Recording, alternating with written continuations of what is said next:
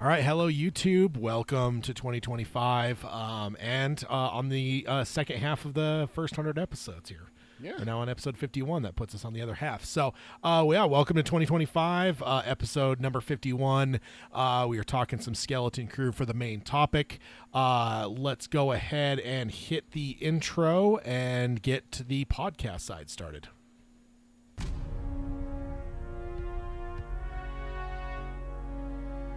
He who is ashamed of his geekery has forgotten the face of Stan Lee.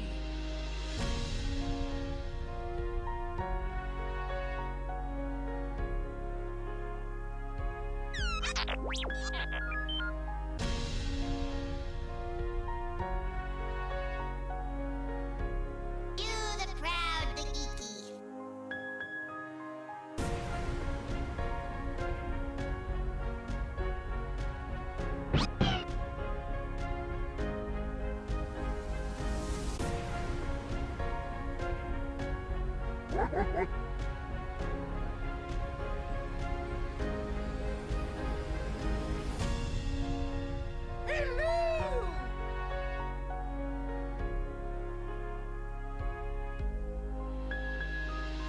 This is the podcast, Geekery Abides. All right, hello and welcome to episode 51 of Geekery Abides, our first episode of 2025. If you're listening somewhere in the distant future, for us this feels like a big episode because we're starting a new year, but for you it's just a random episode that you're listening to. So, hey, how was Secret Wars? You in the future? Yeah. Or how is Mandalorian and Grogu? Or there's all kinds of things that we want to know about the future. But yeah, we're here for episode 51, kicking off the year here in style with some geeking out on all kinds of fun stuff. Let's go ahead and jump on in. If you could, or first of all, if you could subscribe, rate, and review over here on YouTube, we definitely appreciate that. We got to do that, or Jason Sudeikis will punch Baby Yoda again. So, yeah, but because I feel like we tend to forget some of those basic announcements. But let's go ahead and jump on over next to the email. If you want to contact the show, there's a couple ways to do that. We alternate on these episodes. I do the odd episodes. Peter does the evens in terms of topic choices and all that kind of stuff. So you can email either of us directly, either Peter at geekerybides.com or Tad, T-A-D-D, at geekerybides.com. Give us, whatever, show ideas, feedback. If we were ever doing like a list and you want to send your list in, you send emails either direction and do it for whatever way, or do for anything. I mean, you can send emails for any reason at all. Let's go ahead and jump on over to watching, reading, playing. Mine's pretty stout this time. Really? Yeah. What do you? I mean, I will admit part of it is because I was still on vacation through a chunk of what we're covering here. That's true. Yeah. So, I was thinking about it as I was typing because I've also got it now where I've got a little notepad on my phone that I just use for any random thing, and I've started taking down my watching, reading, playings because I feel like sometimes when I'm doing show prep, I'm like trying to remember like, God, what did I do in the last couple of weeks? Yeah. So I just say, fuck it. And then like when I'm watching something, I'll open my notebook and my phone and type in like, oh, I'm watching this right now. And then, so yeah. Because also I've thought about as I try to recap what I did in a year. I'm like, this could be my ultimate thing. Is I could always go back to the show notes on these and look at my watching, reading, playing, and figure out what I watched, read, and played the entire year. So that's kind of cool. Yeah. Do you want to go first? It's your show. You're in charge. Yeah, you go first. Okay. Still watching Letterkenny, getting close to the end of that with me and my wife. Is that canceled, done, whatever? I mean, whatever you call it. It finished, yeah. Okay. It had a conclusion. It does have one spin-off, Shoresy, that's still going.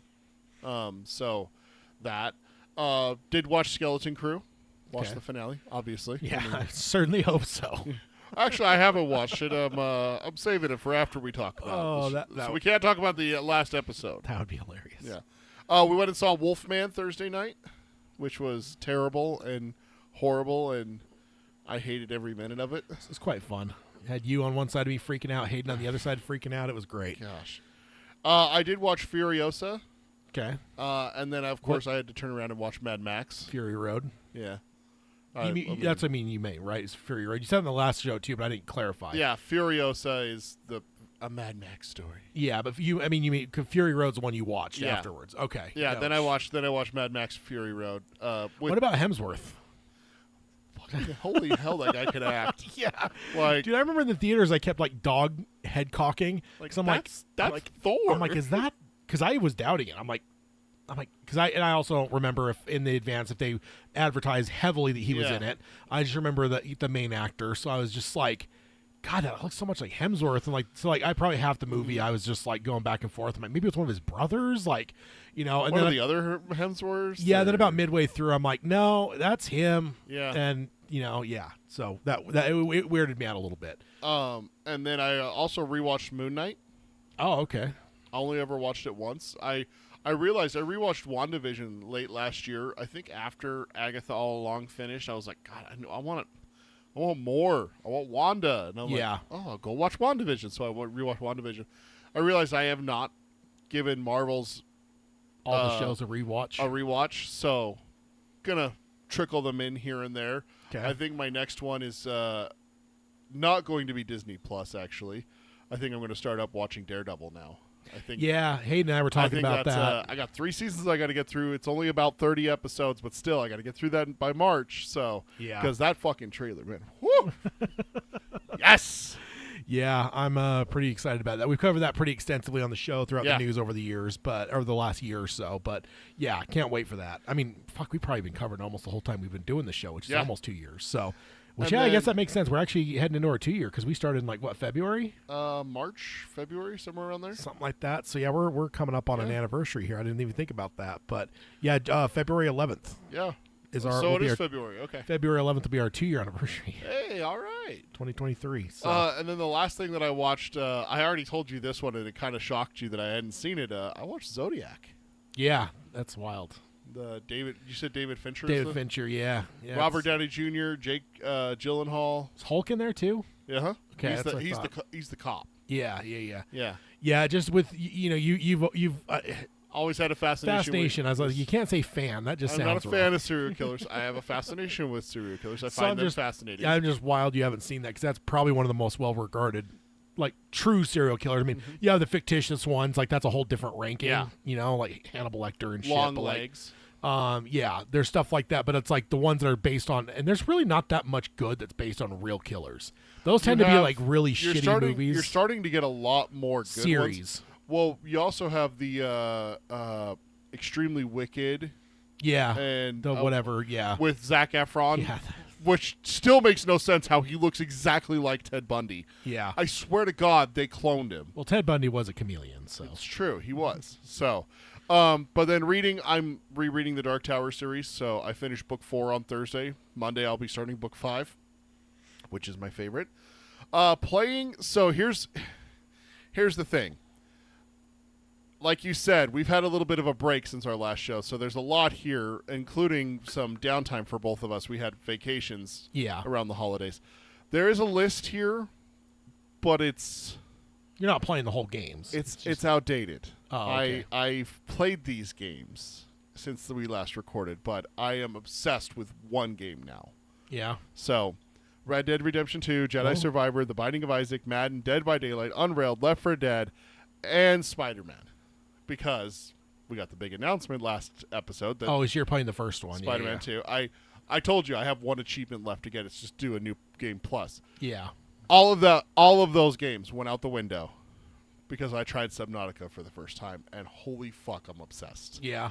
I realize now, Tad, I like survival crafting games Yeah. where Not sure if I've ever played one. you drop me into a situation and I have to build and survive.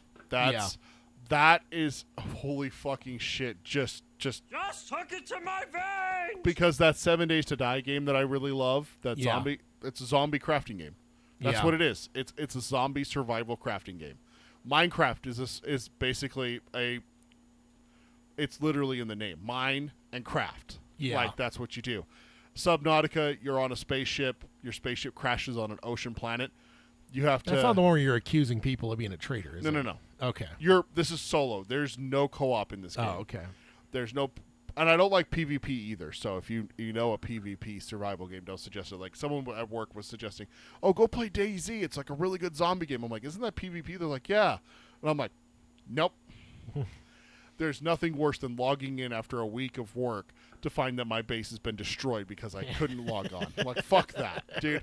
There's games like that. I think Rust is one of them. It's a really popular PvP survival apocalyptic game, but I can't play because I can't play every single day and defend my shit. Yeah. So, anyways, yeah. I'm just obsessed with it. Underwater, spelunking. Yeah. Have to go find, like, pieces that broke off from the ship and scan it so you can... Still got to watch The Descent. I've watched The Descent. Oh, you got to get your wife to watch The My Descent. wife cannot watch The Descent.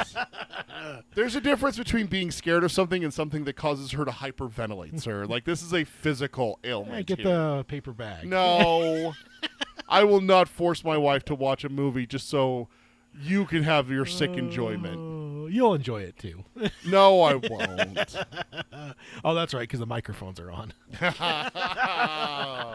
Oh, I see how it is. All right. All right, so I'm going to go in reverse again because watching is the bigger one for me. So playing Red Alert 2, The Cabin Factory a little bit. You like that? I shouldn't play it after too many cocktails.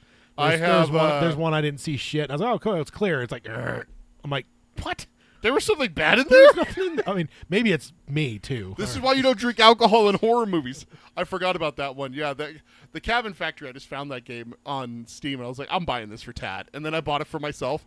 I played it a couple times with my daughter sitting there watching, and I'm like, all right, just tell me if you see anything move. And she's like, what? And then I walk in, and she's like, oh, my God. Like, I unplugged my headphones, so I had my speakers on, and she was not happy with me. She's like, I'm done. And I'm like, no, we got to clear this next cabin. Yeah, or just like, hey, we're watching a movie called The Exorcist. Let's go. It's about a girl your age. Let's go. Oh my God, she really is about the same age as Reagan. Yeah, and then Indiana Jones and the Great Circle. I'm mostly complete. There is an annoyance. There's a couple bugs where like things are like not showing up right. So I'm like, and I'm like, I haven't finished the tail end of the mission because I was going back to 100% everything before I completed it out. Sure. So I don't know what I'm going to do. If I just want to complete it out, not 100% it because of a couple bugs, or if I want to just put it on the back burner, wait till they get some updates and then go. Is it like confirmed bugs too? Like yeah, you looked them up? Yeah, like there's even things like showing on the map, but then when you get there, nothing's there. So pretty frustrating. So, and then I also got Mortal Kombat 1, so I've been playing through that. Oh yeah, you haven't played that yet. That came out on your birthday, right? Last September. Yeah. So and you just never played it? Yeah, I just never got around to it. Right. So finally getting to it, pretty great. And then reading, still kind of the same, Fellowship of the Ring. I am in Lothlorien now, so I'm getting closer to the end of it. Also the book Provoked, and then I've also been reading a shit ton of Young Avengers. You're getting prepped for all that? Yeah, I mean, I've always loved the Young Avengers. Last time I had Marvel Unlimited, I was read through like the first issue when they launched the Young Avengers, and now I'm reread all that, and now I'm actually like figuring out where to go beyond that to like follow the characters and stuff. So that's been a lot of fun. And then just popping around comics too, but nothing really solid that I'm reading otherwise other than the Young Avengers. But that's been a lot of fun. Now watching quite a bit here. So boy. A Complete Unknown, went and saw that on New Year's Eve. The Bob Dylan movie with Timothy Chalamet. How was that? It was great. I thought I was kind of over musical biopics, but that one I ended up really loving. And then guess what? Completely lost sight of it. Thing comes up, directed by, my God, I just blanked. He did Indiana Jones 5, but he did Walk the Line. Oh, really? Same director? Yeah, so when his name came up, like, oh my fucking God, the guy that did probably the greatest musical biopic of all time did this. No wonder it's not. No wonder it's good. Yeah, no wonder it's good. James Mangold. James Mangold, yeah. So when his name came up, I was just like, no wonder it was so good. You're like, of course. Yeah, and Johnny Cash is in it too. He and Bob Dylan had a relationship of sorts where they're friendly and stuff. Like, yeah. So that was a lot of fun. I watched all of The Bear. I'm caught up on that now. How is that? I had watched like the first half of the first season, and then I went through. It's really good. Just great. Very. It can be anxiety inducing. It's like one where there's like one episode that's really great. It's Christmas Eve, and their mom is Jamie Lee Curtis. And there's just like you'll have 4 or 5 people in the kitchen. They're all yelling. One talking to another, and it's just absolute fucking chaos. There's timers going off all around It's the like room. giving you like anxiety. You're like, oh my god. Yeah, and I'm not an anxious person, so it's No. like my brother is, and I'm like, if he watched, he'd probably fucking go into an attack of some kind. Yeah. So, it's a great show though, and it's also funny because as I wrapped the show where it's at, because there's more a season coming later on, I dawned on me that his cousin is the Thing. So I was like, Oh, for the upcoming. Fantastic Four. Oh, nice. Yeah. Skeleton Crew, obviously. I also, maybe because of the video game, watched Indiana Jones and the Dial of Destiny. I had not watched that since theaters, so went and rewatched that. I haven't either. I should rewatch it. Yeah, I enjoyed the fuck out of it. I actually think I enjoyed it more the second time. So, Okay. really enjoyed that. I also watched from our hit list or our upcoming list of 2025. I've watched Lockerbie: A Search for Truth, the one about the plane crash and then the guy investigating it and stuff. Okay. It's got his Colin, daughter, Colin right? Firth. Yeah, it's a true story. Yeah, his daughter died in the plane crash. Yeah, right? in fact, there was an arrest in the last couple months again for someone who another arrest, which this happened in the 80s, and Wow. so yeah, like, but it's an incredible thing. I would liken it to investigative a bit, like almost like All the President's Men type whatever, but also Chernobyl because there's a disaster and like it's really good. It's short series, but it's incredibly well done. I also was gonna dive into the Severance, but I dove in, or I was about to go on to Apple and look at it, and I was like, wait a minute, and I went and looked at when the new episodes started. It was yesterday. And I was like late December, and I'm like, no, not yet. So I went and watched Presumed Innocent, which is a mini series, but although they might be doing more seasons now. But it was Jake Gyllenhaal on Apple, and he's the prosecutor, and he's sleeping with a woman that's not his wife, that's also in the prosecution unit, and she gets murdered.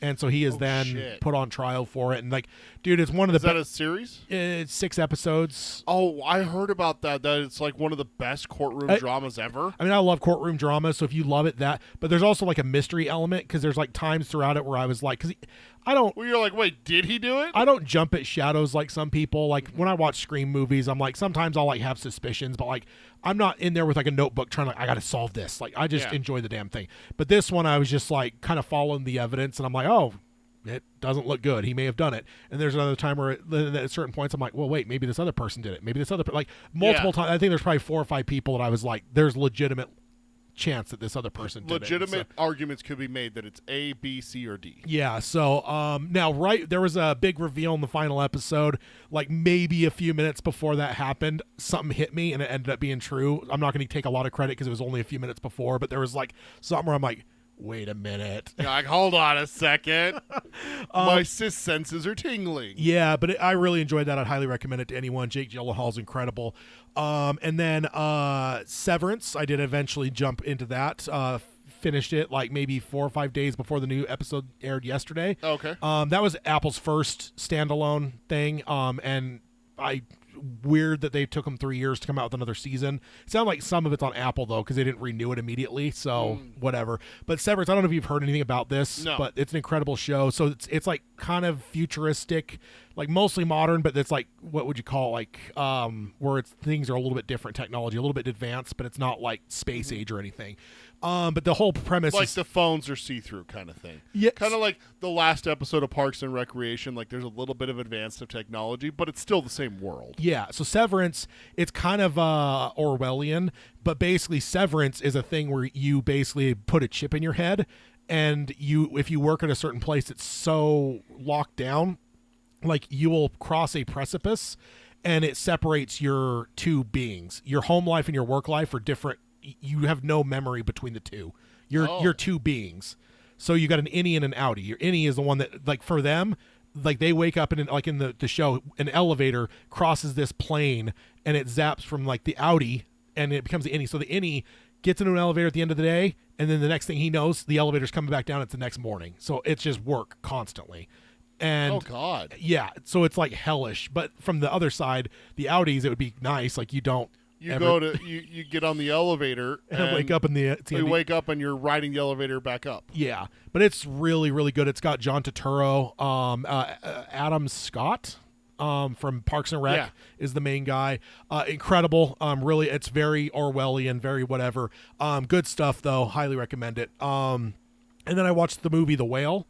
I've tried to decide because I think I've watched That's the Brendan Fraser one. Brendan right? Fraser. So I've got a lot of movies in my collection, kind of like my horror marathon where I did 50 movies because like whatever. So I thought to myself this year maybe I'll try to do is try like one a week to watch something I haven't seen. Now that I won't restrict it to my collection because if a new movie comes out that can count or whatever. Okay. I think I'm pretty well on for the year, but The Whale was one I decided like, oh, let's just throw something on. So How was that? really good, really good. Yeah, he did an incredible job. Sadie Sink from Stranger Things is in it. The redhead plays his daughter. It's a really good movie. Also, there's like a missionary. It's like not Mormon, but it's like a Mormon missionary. Yeah. And the whole time I'm like, God, this kid is so familiar. And he's like 20, whatever, right? And finally, when the movie ends, it's the fucking kid from Iron Man 3. But is it really? But he's not a kid now, so it's like that's why I couldn't like place him. Yeah. Really good though. And then of course Wolfman. So that's my. Ow. That was a lot of fun. Specifically being between you and Hayden. I don't like werewolves. That was great. And Hayden doesn't like horror, or I won't say he doesn't like it, but he reacts viscerally. He says he doesn't like it. He claims it. Yeah. X for doubt. Yeah, indeed. So then in the news, we lost David Lynch just passed away. Good night, sweet prince.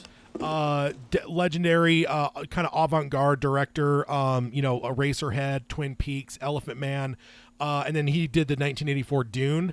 And also one of my things that always sticks in my mind with him is he's probably one of my all-time Hollywood what ifs because he was one of the earliest people offered Return of the Jedi to direct it. Really? And he's very, again, avant-garde, very, like, outside of the norm. His shit's very out there. I don't know what the fuck it would have been if it would have been him, but he turned it down. It wouldn't have been Ewoks. It wouldn't have, apparently, because it was Wookiees when he was pitched it, and apparently that was one of the things that made him, like, I can't take this movie. This is not, like, I don't know what the hell a Wookiee is. Like, so, but yeah, he passed away, a legendary director, so, yeah, definitely rest in peace to him. Yeah.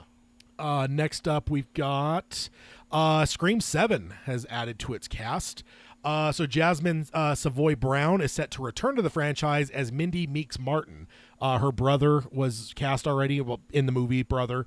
So the Meeks, the ones that were like half related to Randy from the original, there's the core four. There was the Carpenter sisters, and then there was the Meeks Martin siblings. The brother's the one that was like brutally stabbed in the last two movies but survives, where it's like, how does he keep surviving? How? It's like Dewey in the originals. Yes. It's like, how does Dewey keep surviving?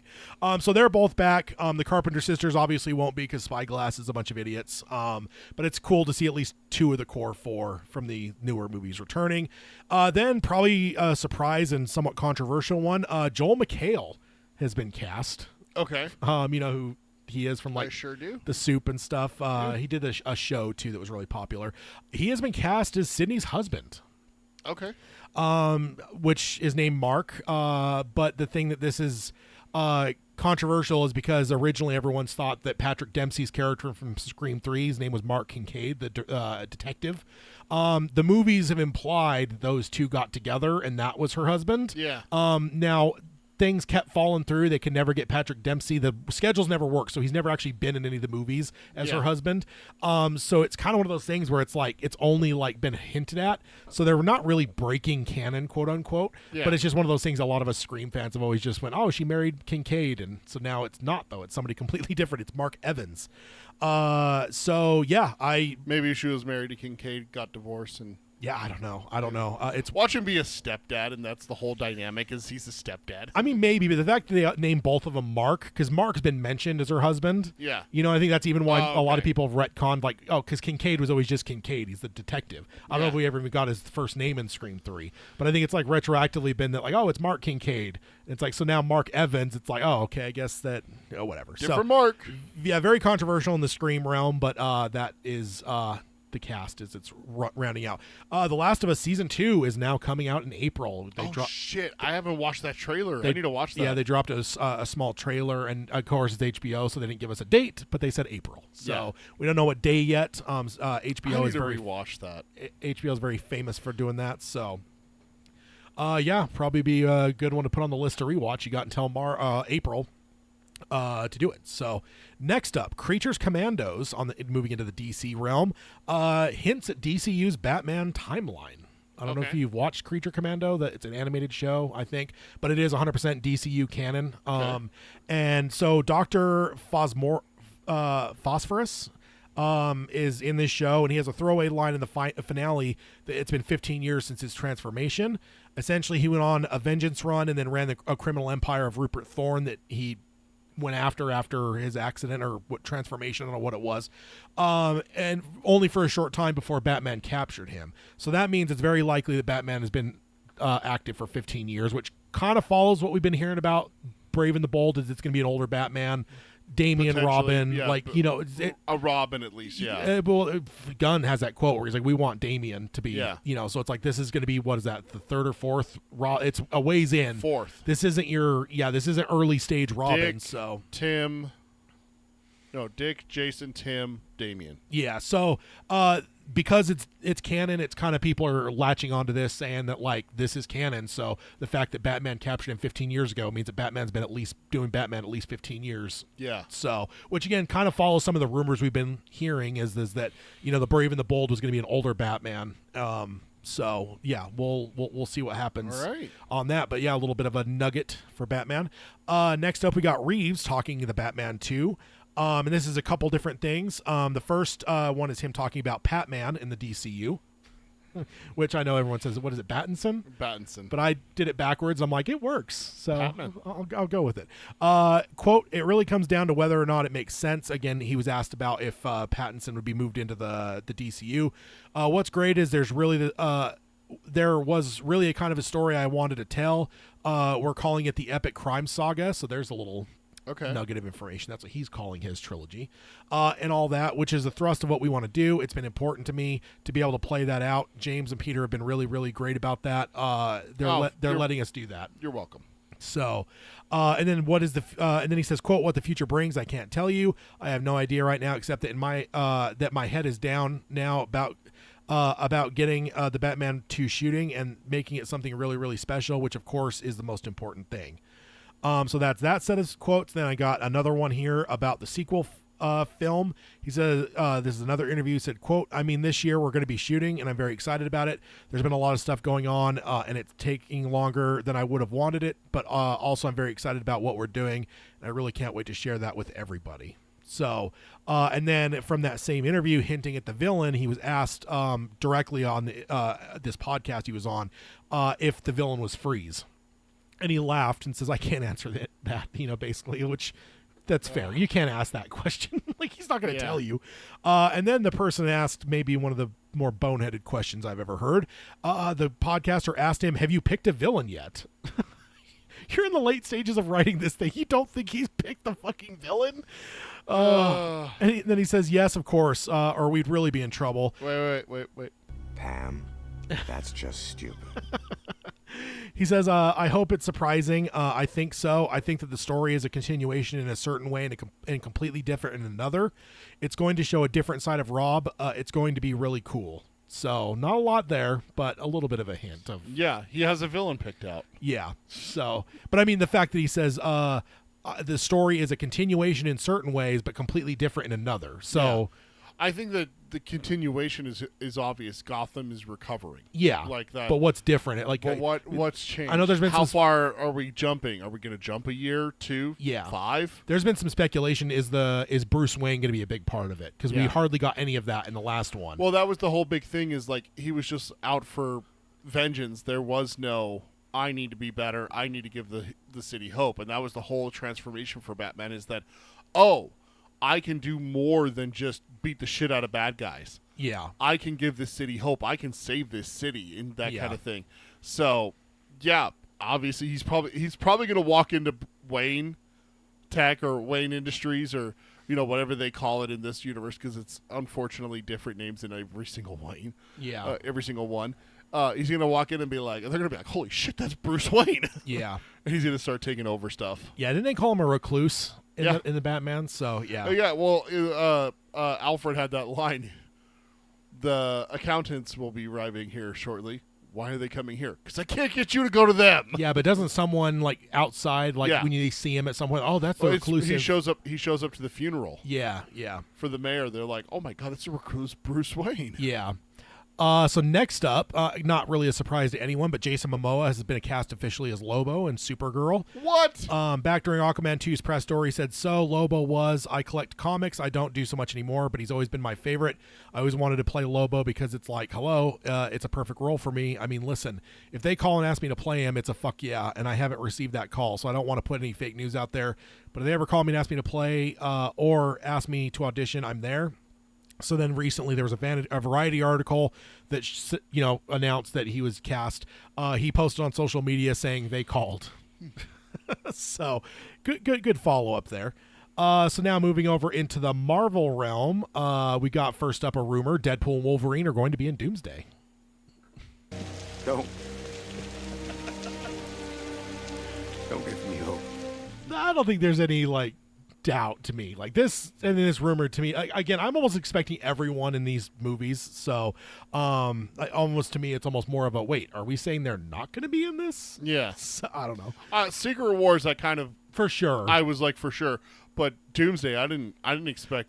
I don't know if they'll be in it heavily, but I feel like by the end of Doomsday, the battle planet's set type in my mind. Not that it'll be heavy. It's like Darth Vader in Revenge of the Sith. He shows up for the last 10 minutes, type thing. I feel like by the time the credits roll, I feel like we're ready for Secret Wars in my mind. That's the way it'll play out. So it could be kind of just a tease where it's like you see Deadpool and Wolverine. So they're the end credit scene. Yeah.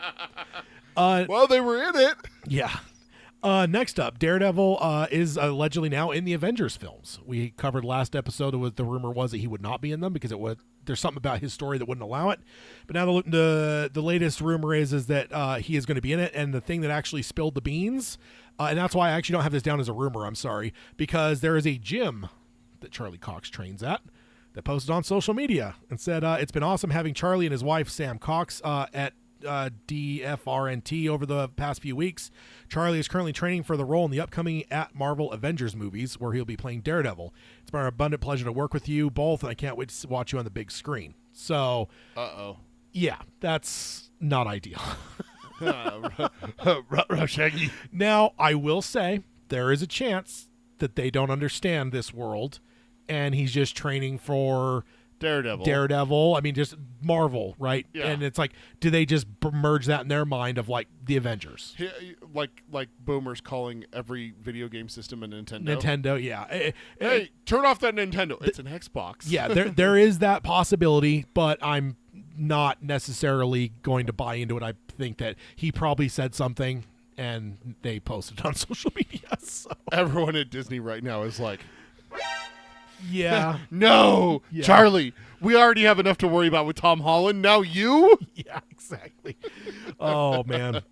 Next up, we've got an official. Doomsday does begin filming in March. Okay. So this is according to Production Weekly. That's the trade magazine we've covered on our other show that we used back in the day. We've used it a few times over the years for Stephen King, where it'll show filming on this, in this city on this date is this, and this is the crew they're going to need or whatever.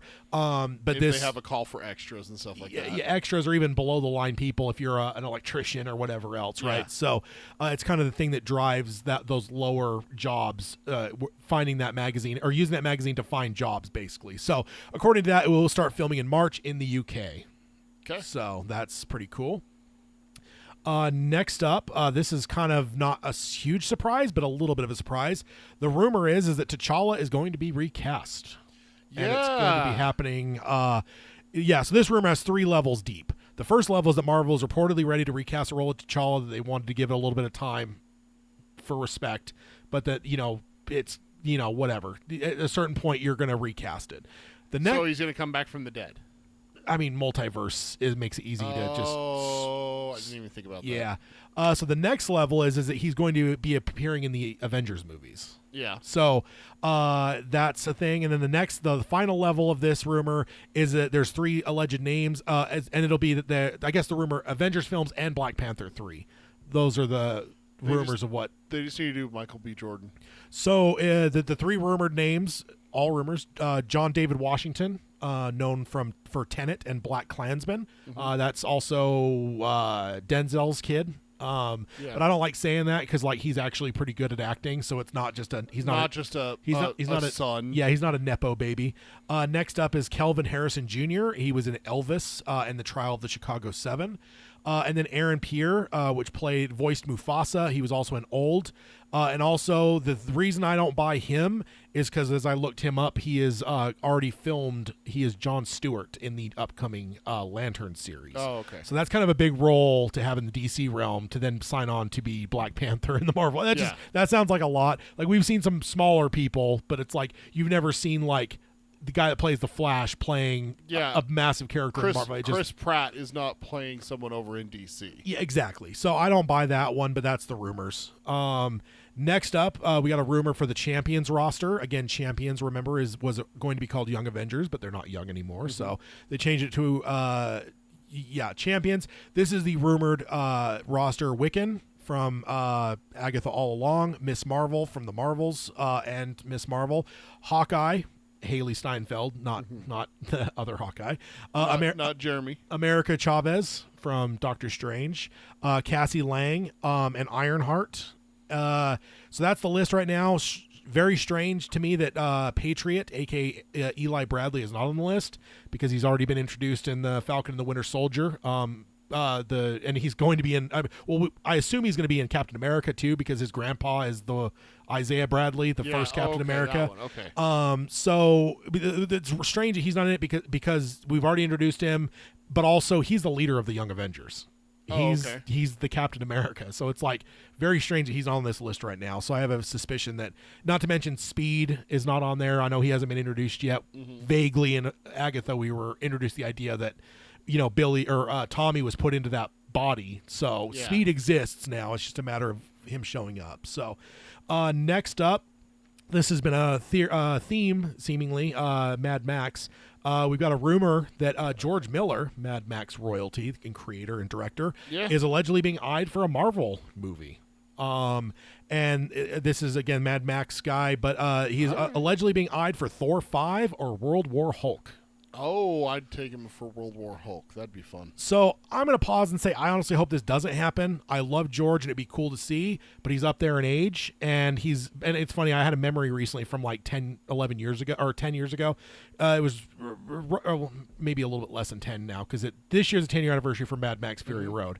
Around then, he gave an interview where he says, I have an idea for 2 more Mad Max films. We've got Furiosa, and I also heard him more recently saying that Furiosa, and I've got 1 more Mad Max movie. And he wrote them at the same time so that he would have a continuous story. Yes. Now, does it the thing that I heard, and I think I talked to you about this, is that the third one is going to be post Fury Road, so you see what happens with Furiosa and with Max. Yeah. So I don't hate him doing the movies. I would just hate pulling him away. If it's going to harm the next Mad Max film, I don't want to see it happen. If he can do both, hallelujah. But I would say do the Marvel movie second because I want to make sure that Mad Max movie gets made. Because those movies are a national treasure. And I know it's not necessarily our nation, but they're a national treasure. Next up, we've got assorted casting rumors. It's only a couple, but allegedly Bill Skarsgård is being talked to by Marvel. And not for Crow from the Eternals. So he's already been a small part in Eternals. Allegedly, we're talking for a role that is not that. Next up, Squid Games and Star Wars Acolyte star Lee Jung Jae is also allegedly up for a Marvel role. He was the best part of Acolyte. I didn't hate Acolyte, but he was far and away the best part. The Jedi that they made the scapegoat at the end. Yeah. So he's incredible. He did great in that. I've never seen Squid Games, but he was incredible in Acolyte. He's great in Squid Games. Yeah. I've only seen the first season. I haven't seen the second season yet. Yeah, he was so good. He was so good in Acolyte. Like I didn't hate Acolyte, but that was like he was just like the fucking MVP. Oh, he was awesome. He was so good in that show. The villain was really good too. But that's our 2 casting ones. Next up, we've got Daredevil Born Again season 2 is going to go into production before season 1 airs. So production's going to be starting here in the next couple months for season 2. Nice. Charlie Cox confirmed this at a con. He was also asked if he wanted to play the character for years to come, and he said absolutely. And then I have a quote from him. He says they're getting ready to release a comic that takes place where Matt Murdock is in his 60s. So I was like, oh, okay, great. We got some time then. So sounds like Charlie's down to play Matt for the foreseeable. Murdoch. So That's his last name. yeah, Matt Murdoch. that's always good because you always sometimes you get these people that could get sick of a role or whatever. So yeah, I love to hear it because Charlie is absolutely incredible. Next up, we got a rumor that Daredevil or Ghost Rider is getting a Disney Plus series. Okay. That'd be pretty cool. And then next up, we're moving into the X-Men realm. Sadie Sink, which I already mentioned earlier, is allegedly being eyed for Jean Grey. Okay. So again, Stranger Things. She was in The Whale. She was also in Fear Street Part 1. From the leaker, quote, Kevin Feige soon plans to introduce his new iteration of X-Men. So that might be on the horizon, getting that introduction. So, and then in the X-Men realm, we've got Cynthia Erivo, 2-time Oscar nominee, saying, I want to play Storm. Oh, okay. I mean, I love her. I mean, she's been great in everything I've seen her in. Of course, Holly Gibney in the Outsider. Yeah. But I've seen her in a couple other things. And Fast Times at Ridgemont High. Bad Times at the El Royale. Yeah. She was in that, and she was absolutely fucking incredible. So she said, I really want to play Storm. I know it sounds frivolous, but I don't think we've uncovered how grand she is and all of her inner turmoil that she has. So I think there is a world which we could do something like that. Yeah, I love her, and she's a 2-time Oscar nominee, so it's not like she's a great actor. You So got the wrong banner. oh, what happened here? Oh, what the hell? Uh-oh. Yeah, I don't know. Maybe I don't have one. Oh, there it is. It's just out of order. Gotcha. That is weird. All right. So yeah, there's Cynthia saying that, and then we've got the rumor that Hulk versus Wolverine film is happening in the future. Okay. So there's been on and again, off again rumblings that Marvel might want to do a Hulk versus Wolverine movie, but the new rumor sheds light on this plans because the latest rumor is it might be happening sooner than later. Okay. But the new rumors are blowing that out of the water. It says, I'm being told that the next Hulk-oriented film will most likely isn't going to be Hulk versus Wolverine.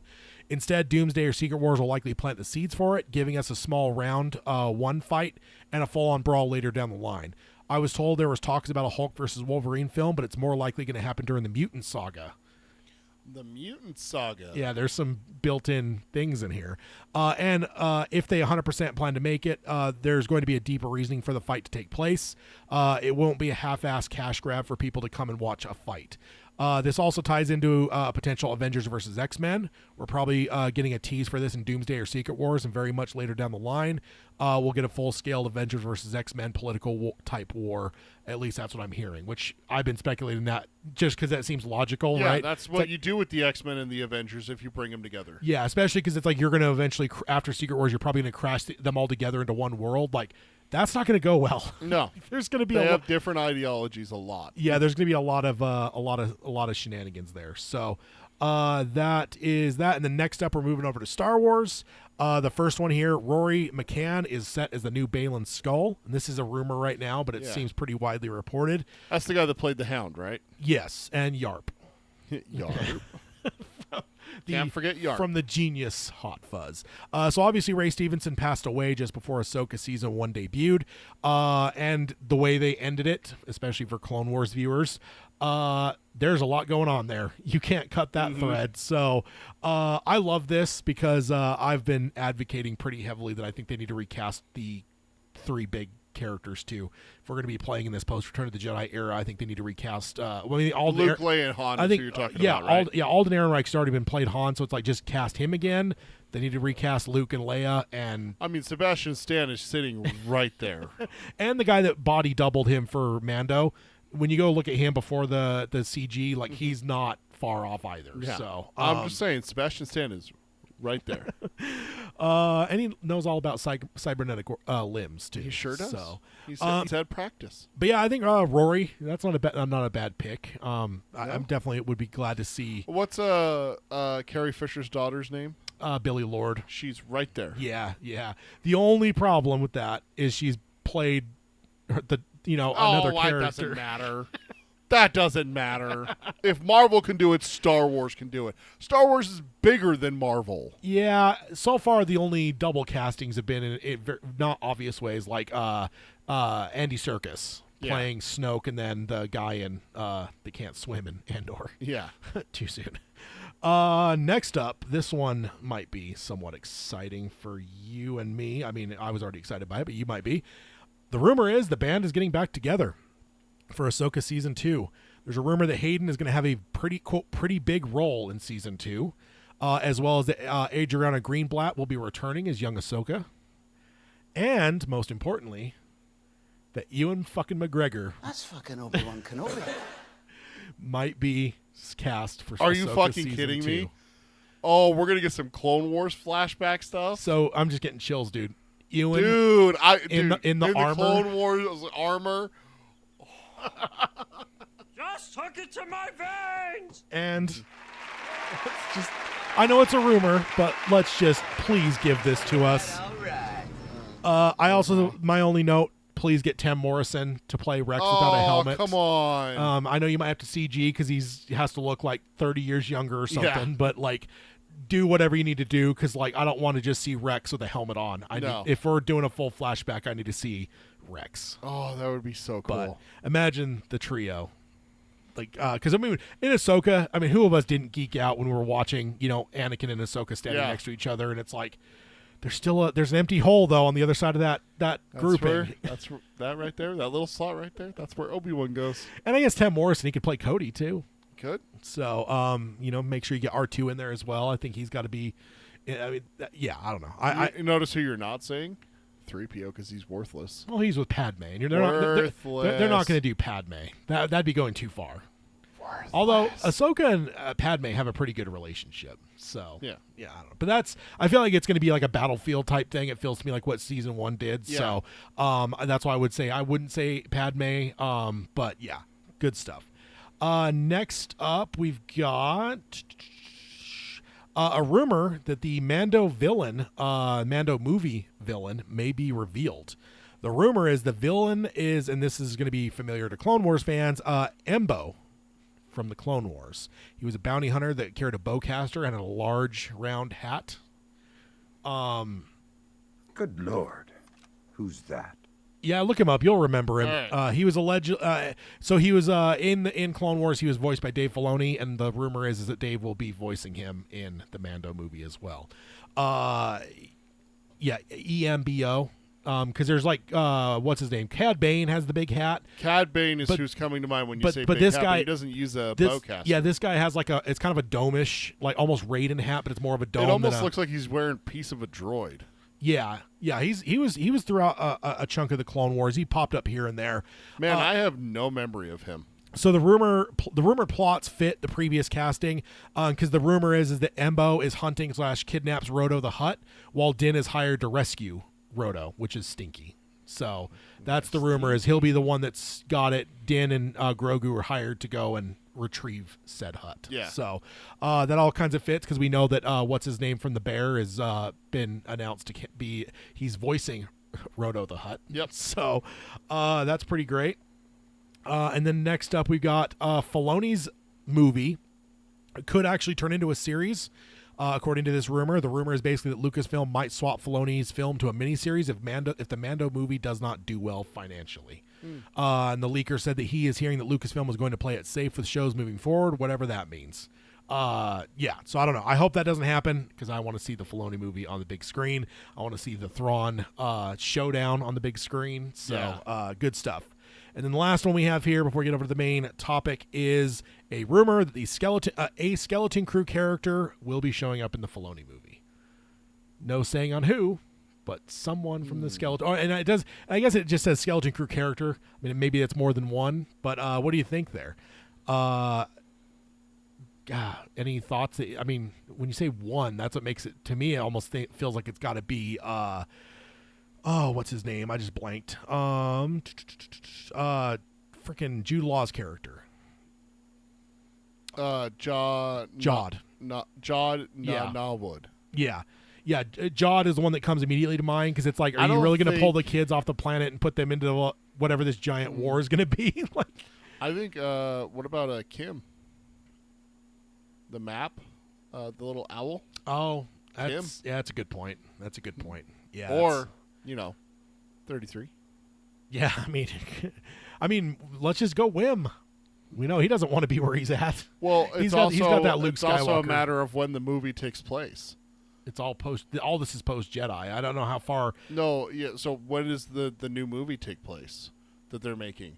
Is it going to be before 7? Is it going to be after 7, 8, and 9?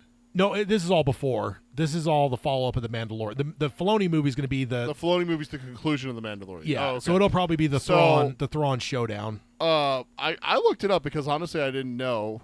Skeleton Crew takes place 9 years after the Battle of Yavin, so 5 years after Return of the Jedi events. Yeah. So the New Republic's been in place for 5 years. Yeah. So Wim would be. But Mando's not that far in the not- future. Yeah, that's it's what I'm it's trying all to, it's I'm all trying to kind do of the the math same. and everything. Yeah. It's all kind of similar, so I think you could probably, however old Wim's going to be, the Wim actor's going to be, come the filming will probably work out just about right. So yeah, interesting rumor though.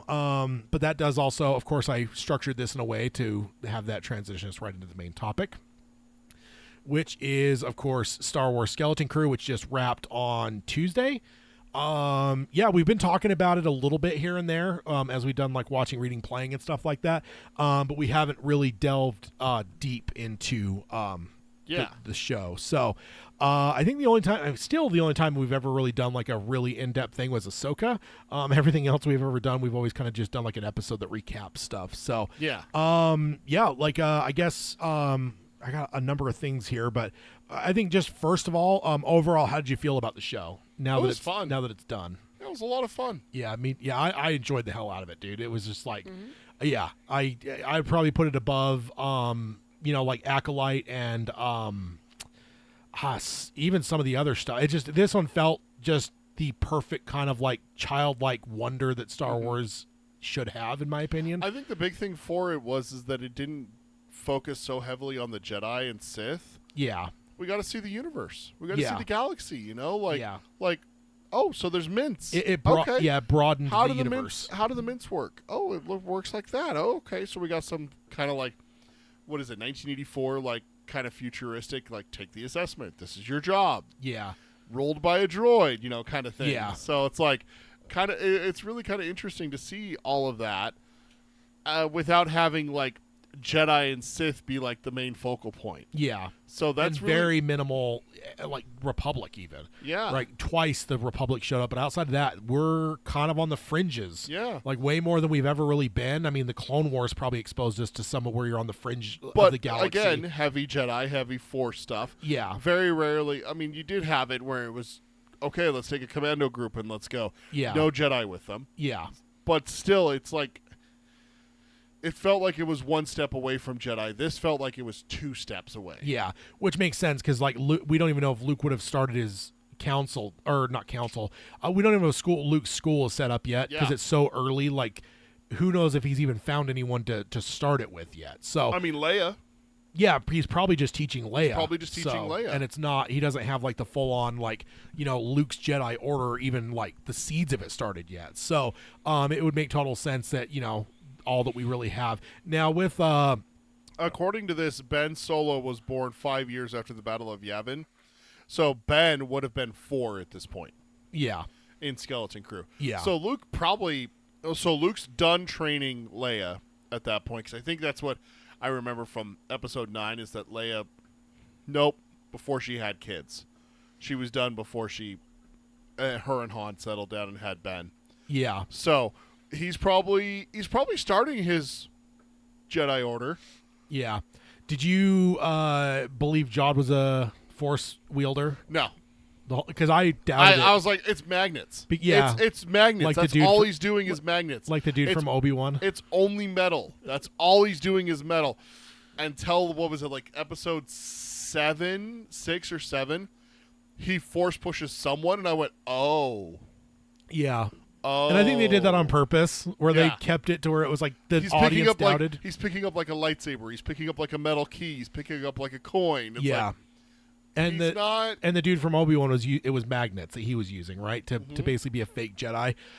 So like I think they did that on purpose to just let you fall into that, because like the whole time I'm like, and it eventually got to a point where I'm like, they're trying so hard to make me think that. I wonder if he actually is Force sensitive. Yeah. Like it just started like, because there comes a point when like the red herring is like punching you in the face, like you start to think like, they're trying too hard on this. Yeah. Like, so I started to suspect. Why are you pushing that so hard? Yeah, you know? yeah, exactly. I started to suspect, but it wasn't until quite a bit later, pretty late in the show, that I was like fully committed. Yeah, he's force sensitive. And then of course the finale revealed his backstory. They didn't give us an Order 66 flashback, which I was hoping for because we haven't had enough of those.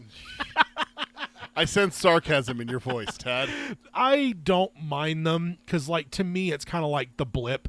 I will watch a million fucking things from Marvel that's going to show me people's blip experiences because it's kind of the 9/11 thing. We all like it doesn't 9/11 doesn't come up for people our age without people telling their story. Or here in Utah, we had an earthquake a couple years ago. Everyone wants to tell their story because I think it's just a shared thing, and I think Order 66 is that way. So it's kind of. But there are people that are like, I'm tired of it. I don't want to see it anymore. But I'm like, where was that big explosion a couple years ago? Beirut. Yeah. Every time there's a new angle where it's like, oh, this was at an animal shelter, 16 miles away. Yeah. And you see the explosion, then you see the shockwave coming. Yeah. Fascinating to me. Oh, yeah. Other people are like, I'm done with that. That's in the past, kind of thing. But I think that anyone that's force sensitive. But then again, although, you know what, though, as it actually played out, I rewatched it again this morning when I was eating lunch. I'm actually started to doubt, was he even Order 66? The way he explains it, I wonder if the Jedi, the force sensitive, he calls her a Jedi, that found him, I think may have been the survivor. And because he says that she was like very like, nappy and rugged, like it's fringe, like Kanan Jarrus type stuff. And then she found me and told me I had so actually I guess I should backstep and say I don't think it's actually Order 66. I don't think it lines up to where he's I think he's post. Yeah. And he got a Padawan who survived Order 66. Yeah. Probably because of his or her master, like always. Yeah. And is dude, tell me you didn't get Ahsoka vibes. Yeah, I mean, like something like that. Where it's like Ahsoka and Kanan were heavy in my mind with the idea of like a force sensitive that's trying to almost continue the Jedi flame after Order 66. Yeah.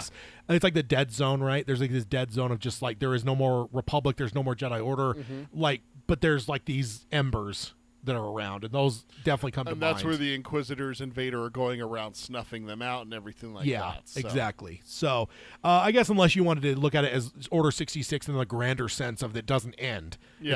It's not a singular event, all right? Right? Like so facing the Inquisitors and it's still part of it. Kanan getting blinded is part of 66. It's still part of it. Like it's the extermination of the Jedi, and and for decades they're continuing to. It never finished. It got cut off early because Luke survived. Yeah, and Yoda survived long enough that it was like Obi-Wan. You never got him, right? Yeah. So, that was just more of an overview question. I wanted to see where you sat on it. I will say, I won't get into that yet. Let's talk about the kids. Okay. So, what'd you think of them? Great. I mean, who's your favorite? KB. Really? Okay. Fucking love KB. Neil he's it for me. No, man. jettison him out the fucking airlock. Dude. Get rid of that piece of shit. No, dude. He's such a waste of space. He's the best. He is the absolute such best. a waste. In fact, he is so 3PO. In fact, you know what's funny is I was talking to a guy at work about it because they blew his speeder bike up in that finale, and I'm like, they wouldn't have known the fan reaction fully. Yeah. But I'm like, I asked the guy at work, I'm like, do you think that they knew that he was going to be everyone's favorite and that's why his was the one that was blown up? Because you want to imperil who people care about the most, right? Yeah. And I'm not saying that any of the others weren't imperiled multiple times, but it's like... Yeah, it was just Wim and his dad, so...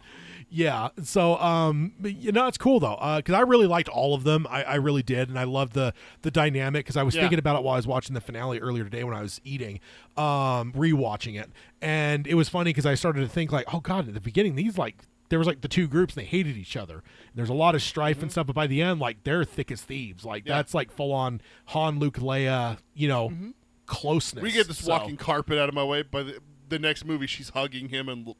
Oh, Chewie. Yeah. Although not hugging him after Han dies. Or he's not hugging her. That's the fucking J.J. Abrams. Yeah, Chewie just sadly walks past her. It's like, what? It's like, come on. Come on, man. Someone needs to go back and CG, like AI fucking fix that. Yeah, I'm still salty about that one. That's almost 10 years ago now. It is, yeah. That's cool. I did love all of them though, but KB No, was I MVP. really don't hate Neil. I know, I knew I had to give you shit. But I'm a huge Max Rebo fan, although they've pretty much confirmed it's actually a different species. Yeah. Which some people are complaining about because it's like, well, how could they be that close? I'm like, how many semi-human species have we been introduced to? You telling me There's that the guy at the cantina. I don't like you either. Yeah. That's not human. No. That's not a skin condition there. No, you know? but he's pretty close to human. Yeah. So it's like, and then some of that's like, oh, it's the 1970s. How many aliens can you really do? You can't do like Yeah. Watto until 1999, right? So, but it's just one of those things that I kind of push back on some people where I'm like, dude, it's not that hard to think that like Neil is a species that's so close to Max Rebo's species that they look very similar, but they are different. Yeah. So, yeah, but I did love all three of them, or all four of them. For you know, I love the other three as well. But Neil was my MVP. That's cool. So what about KB? Drew you in? Like, what was it about her? I mean, the visor's cool as hell. Yeah, Like the aesthetic of that. yeah, Is really cool. Definitely got some Geordie LaForge vibes, you know, growing up with Next Generation and everything. And I'm like, but then she like flicks it up and then someone comes running around the corner. She's like, oh shit. Like, Yeah. it's like, oh, okay. I will say you called it with the health thing with her. Yeah. So that turned out to be a thing. The parents said that she has a condition. She needs maintenance. And I'm like, why is everyone ignoring that? Like, the kid needs help. Like, Yeah. And she I ended love up that. needing it, I love yeah. that they had swapped the kids. yeah, By that point. Neil and Finn? That's not right. No, it's Wim and Fern. Fern. Yeah. Neil and Fern went climbing, and KB and Wim stayed together, and Yeah. then he helped make her a new like receiver or whatever it was. Yeah, Transistor, transistor, something. It was something. Did you recognize Fern? She looked really familiar. I thought so too, but it wasn't until I started poking around to do prep on this because I was looking through all of them. Like, have I seen any of these kids in anything or any? Yeah. I mean, I know Jude Law, but like beyond that, like it was mostly the kids I cared about. The name for Fern, I was like, that name's really familiar. So I go scrolling through. She was in a movie called It Chapter 2. Was she really? She was the Bleacher Girl, Oh my god! which means that she was also Charlie in Firestarter. Remember that was I blocked that movie out of my. So, and it's funny, her IMDb is weird because it shows Firestarter, alternate ending, and then Firestarter deleted and extended scenes. It literally credits. What's the alternate ending? I don't know. I have to go find it. I've never seen them credit alternate endings and deleted scenes before. I wonder if they but- filmed it separately because they heard my rant. But yeah, so she was Charlie and a victim of Pennywise. So, because I'm with you, I kept thinking that she seemed familiar to me, but I couldn't like place her. But then when I pulled up the IMDb and I saw her name, it's Ryan Kira Armstrong. I'm like, there is something very familiar about that name. And from our other show, we cover Stephen King stuff. So with her Yeah. being in 2 King projects, It makes sense why it sounded familiar for you. yeah. But no, I what about SM33 Smee? Smee, which you realize is Nick Frost Yeah. voice wise, Yeah. which is great because now we have both Simon Pegg and Nick Frost. in the Star Wars universe. That's great. Shame. Oh man, You ever jump through the air firing 2 blasters? the 33 was awesome. 33 I mean, was. the He's thing so is like good. there's no such thing as a bad droid. Like, No. and I think you were the one that pointed it out to me. You're like, well, they're cartoon characters. Yeah. Like if Disney knows something, it's cartoon characters. Like they're going to do well with droids. Like it's going to be hard to miss on a droid. I mean, But he just falls in more evidence of Yeah. like he was incredible. Like he's this Exhibit A, Your Honor. yeah, swashbuckling. He had the little rat in his eye. He had a peg leg. A peg He leg. had a droid had a peg leg. Like, why would you? It's so illogical, but I loved it. Oh yeah, it was great. Oh, Yeah.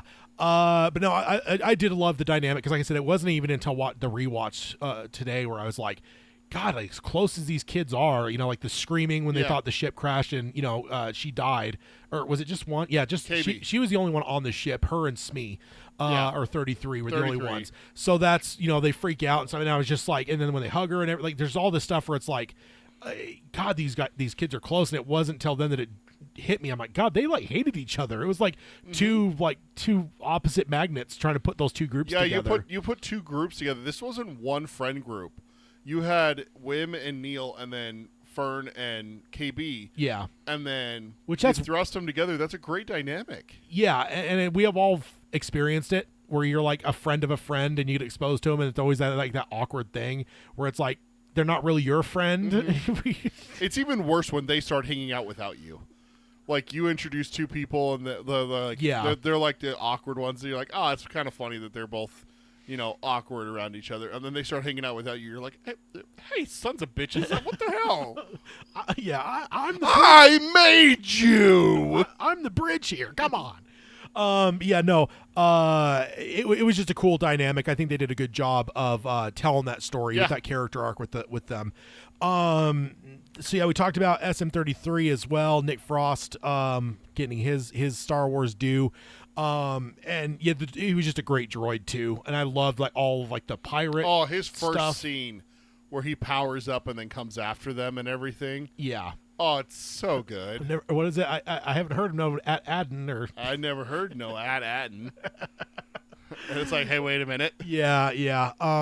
Good stuff. And then him turning on him. Like I think they did a brilliant job of like the peril. And not to say that it's hard to like portray peril with children. Like it's like horror movies, right? It's like Andy and Chucky. That is so much more terrifying because he's a kid, right? Like, me or you, we'd be able to potentially punt Chucky. Now, if he gets at us when we're sitting down, whatever. But yeah, exactly. But it's a kid. It's like you're powerless. You can't drive. Nobody's gonna believe you. Like you're about the same size as Chucky. Like he's got the mind of an adult. You're a fucking child. So it's not that it's hard, but I think they did a good job of like SM-33 turns on them. They're on all these different planets, and just the most shit just always goes sideways. And you just always feel like, oh my God, there's just nothing safe here. You just have to. You have to also realize that the big thing is that. With kids, it's like, oh God, they're in peril. Well, that's like you said, times 100 because they're a kid. Yeah. So you have to make sure that the peril's not too perilous, that it just drowns out the story. Yeah. That's the big thing. Is like that's why Goonies works so well, and that's what Skeleton Crew is referred to as Star Wars Goonies. You know? Is that you don't want to make it to where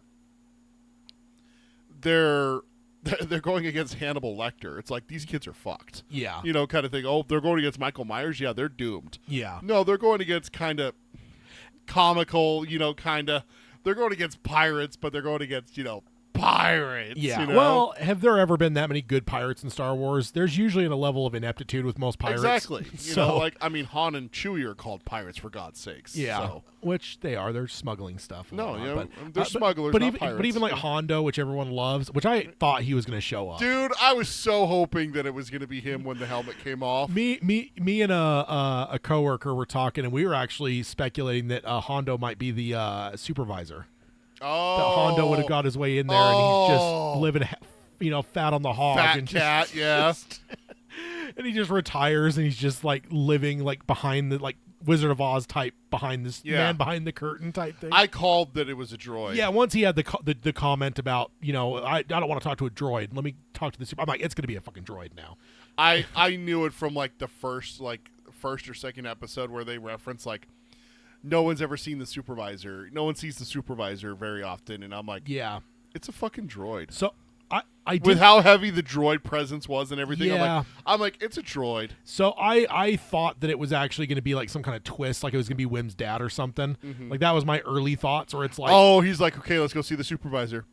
Here I am. Yeah, it's just, or he would use like some go between to like disguise that it's him. But then the big reveal at some point, we'd find out it was like him or something like that. The supervisor, the one thing I saw some people bitching about the droids all shutting down, and I'm like, hold on a second, guys, don't bitch here, because like the Trade Federation learned that after episode 1. This is a establishment that was established in the Old Republic long before episode 1.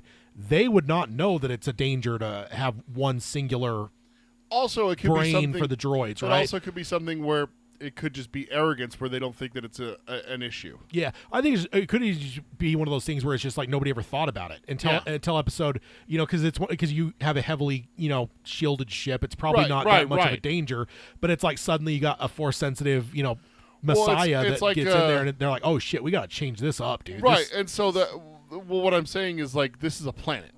No one's ever going to make it to the planet, so it's one of those ones where it's like. What's a good example? Like, no one ever says like, "Oh well, Russia can't be conquered. No one can conquer Russia." And then Germany invades, and everyone in Russia goes, "Oh shit, that's not physically possible. How are they doing this?" And they got to scramble and come up with a defensive plan. Kind of thing like that. Yeah, well, is that winter is coming? Yeah, they just have to hold out till winter.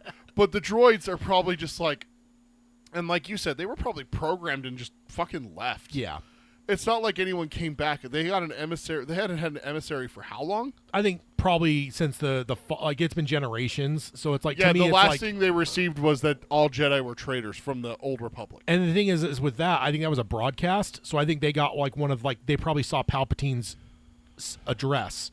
Like the Jedi attack has left me disfigured. Yes, and so it wasn't even that an emissary got there and told them. It was more of just like they got that broadcast that Palpatine would have been sending out with the largest fucking oomph that he could have. So every corner of the galaxy. So basically, Adden just fell through the cracks.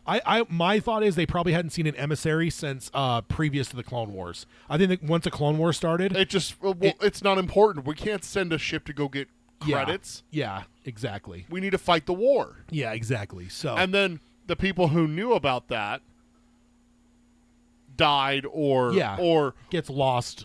It fell through the cracks somehow that we need to go back, or maybe someone went out there and went, nope, it got destroyed. Yeah, not realizing what the barrier was or anything like something like that. So early on, I had a theory that they weren't even on a planet because the way that their escape or their leaving the planet was shot.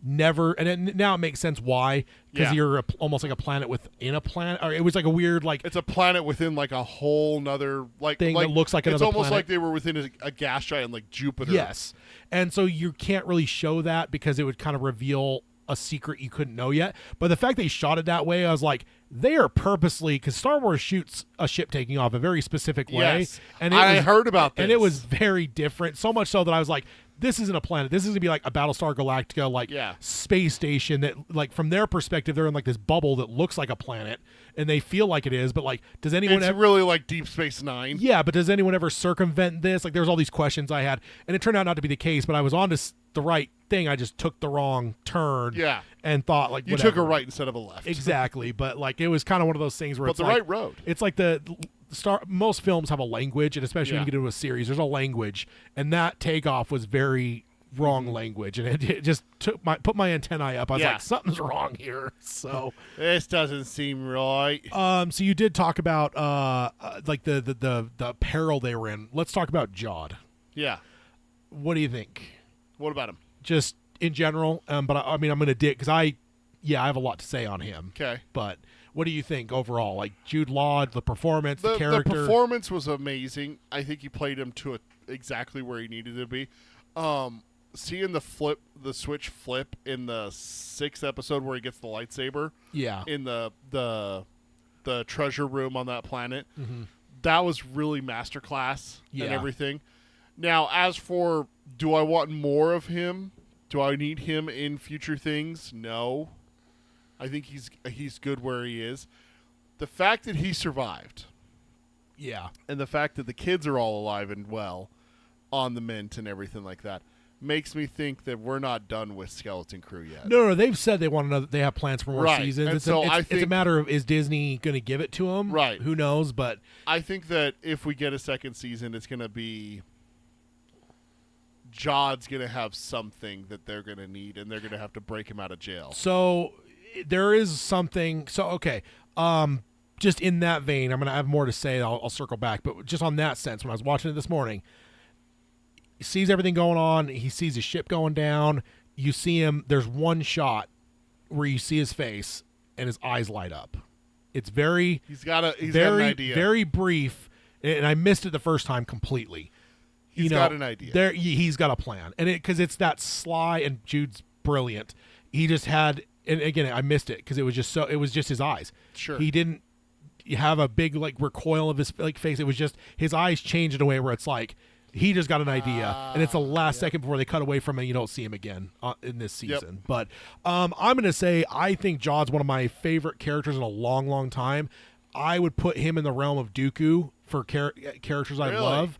Because Dooku I always loved because he tells Obi-Wan the whole fucking plan in episode 2. It's like, why is that? What is his true purpose? Like, Yeah. does he truly want to serve Palpatine, or does he want to turn Obi-Wan, take out Palpatine, and have more of an altruist? Not to say he'd be good, but is there an element of like he's a lifelong Jedi? Would he want to bring balance and peace? Not like I want to be a Sith Lord. Obi-Wan be Not a a Sith tyrant. Yes, exactly. And because otherwise, why would he tell Obi-Wan the whole fucking plan? Because he thinks Obi-Wan's going to die. I think it's big evil vibes right there. And also, Palpatine, or he's the only one we never see with Sith eyes too. It's not another. That's a fair point. Another piece of evidence. But I will say, because with him, there is a duality. I feel like he's. What hit me today? I was trying to think. I was trying to place it. What it comes down to, he's Han Solo, that never turned. He's good. If Han Solo was a little bit more neutral, that was a little bit skeevy, and then Han eventually turns good. He had the shits come his way constantly, and so he went a little bit more the other direction. But I don't think it's massive. I think the two are very parallel because there's just elements of him like, okay, once the barrier is down and the X-Wings are there, why not massacre everyone in that fucking room? He could have. He had a lightsaber. And he drops his gun. Like the kid had he had a gun. Yeah, that's Wim right. had it, but it's like you telling me that Wim Is he going to be able to deflect a blaster bolt? you No. just force push people. But why does he drop his gun? Like even the first time, I actually paused it and skipped back 10 seconds because I'm like, did I just see what I fucking thought I saw the first time? And this time I was watching it close because I'm like, because it just no, seems- that's that right there. That's his pirate survival instinct. Because what happens if the New Republic troops come walking into that room and they find 4 people fucking slaughtered by his hand? At that point, he gets executed. But it's not trial, prison. Maybe I'll get out, down the road, or I'll find a way to escape, or I'll have a plan. Like his eyes light up. That's fucking murder. Yeah. right there. He is going to be in trouble for the invasion and everything like that. Yeah. But again, how much? but here's What if he pushes it off on someone who's like, hey, I was just sending you. I was just doing what I was told. I was just following I was orders. just following orders, kind of thing. Here's the Like, one thing I'll say. In that room, when the 4 people are there with him, he says, I don't want to hurt anyone. I don't want to kill anyone. Yeah. And I think there's a part of that I don't think he's like full on evil. There are some No. I'm 100% agreeing with you. I think he threatens them at times to be like, I'm fucking evil. I will destroy you. I will Yes. slaughter your It's family. totally an But intimidation thing. That's it. It's 100% talk. That's it. Truly, I think when he's there talking, he's like, I do not want to hurt anyone. I don't want to kill anyone. Mm-hmm. I've just had a shitty life. I want some security and stability. Yeah. I want the money. Dude, let's So- let's call a spade with a spade. He wants to be fucking rich. Yes. He wants that But I payday. think he that- wants that fat payday. Yes, but I think part of that is the security. If he's one that's always had to scrap his entire life since being a child, there's going to be an element of that is peace and freedom, right? There's Yeah. it's like someone that hits a lottery. It's like no longer having to grind at some cubicle, but now you can go live on a fucking beach in the Bahamas. There's an escapism that's Yeah. I don't know. So there is part of me that just thinks that yes, he's nefarious and he's a little bit more willing to go bad than Han. But I He's don't absolutely able to do bad things. Yes, I mean, he incinerates those people, which is fucking brutal. When he refills the that, acid. On top of that, he fucking straight up executes Brutus. yeah, let's not forget, which I'm that's- sure you like. That's a straight. Any fucking time a wolf man gets put down, I'm a happy man. And they're using him as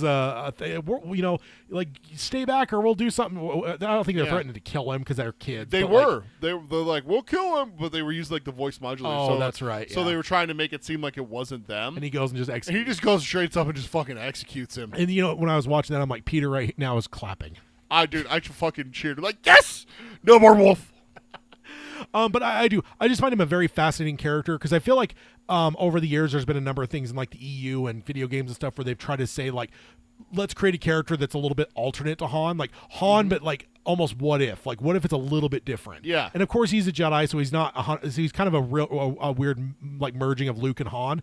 It's what if Luke and Han were one character, but because I'll debate that Han doesn't have a little tickle of the Force. He has some instincts that are spot fucking on. Force Awakens would call that into question. I think that's what in my mind where I opened where Han might be force sensitive a bit. Because I think how the fuck does he find Luke on Hoth? That's you want an example of force sensitivity? How the fuck does he find Luke on Hoth? And then second, how does he navigate an asteroid field in a Millennium Falcon when a TIE fighter can't handle it? Like, there's some force sensitivity in that little man. But I think like because he's had like a little bit of training, I think he is like kind of an interesting merging of Luke and Han. Yeah. But in the what if realm, where Han kind of was a little bit better, was able to like keep a little bit more wealth and stuff, like sure. By screwing people over in a lot of cases, like, you know, whatever. But Han was able to do one thing and then eventually have that turning point. He never had that, and he just punches just kept fucking hitting him, and so he just becomes like this really incredible pirate.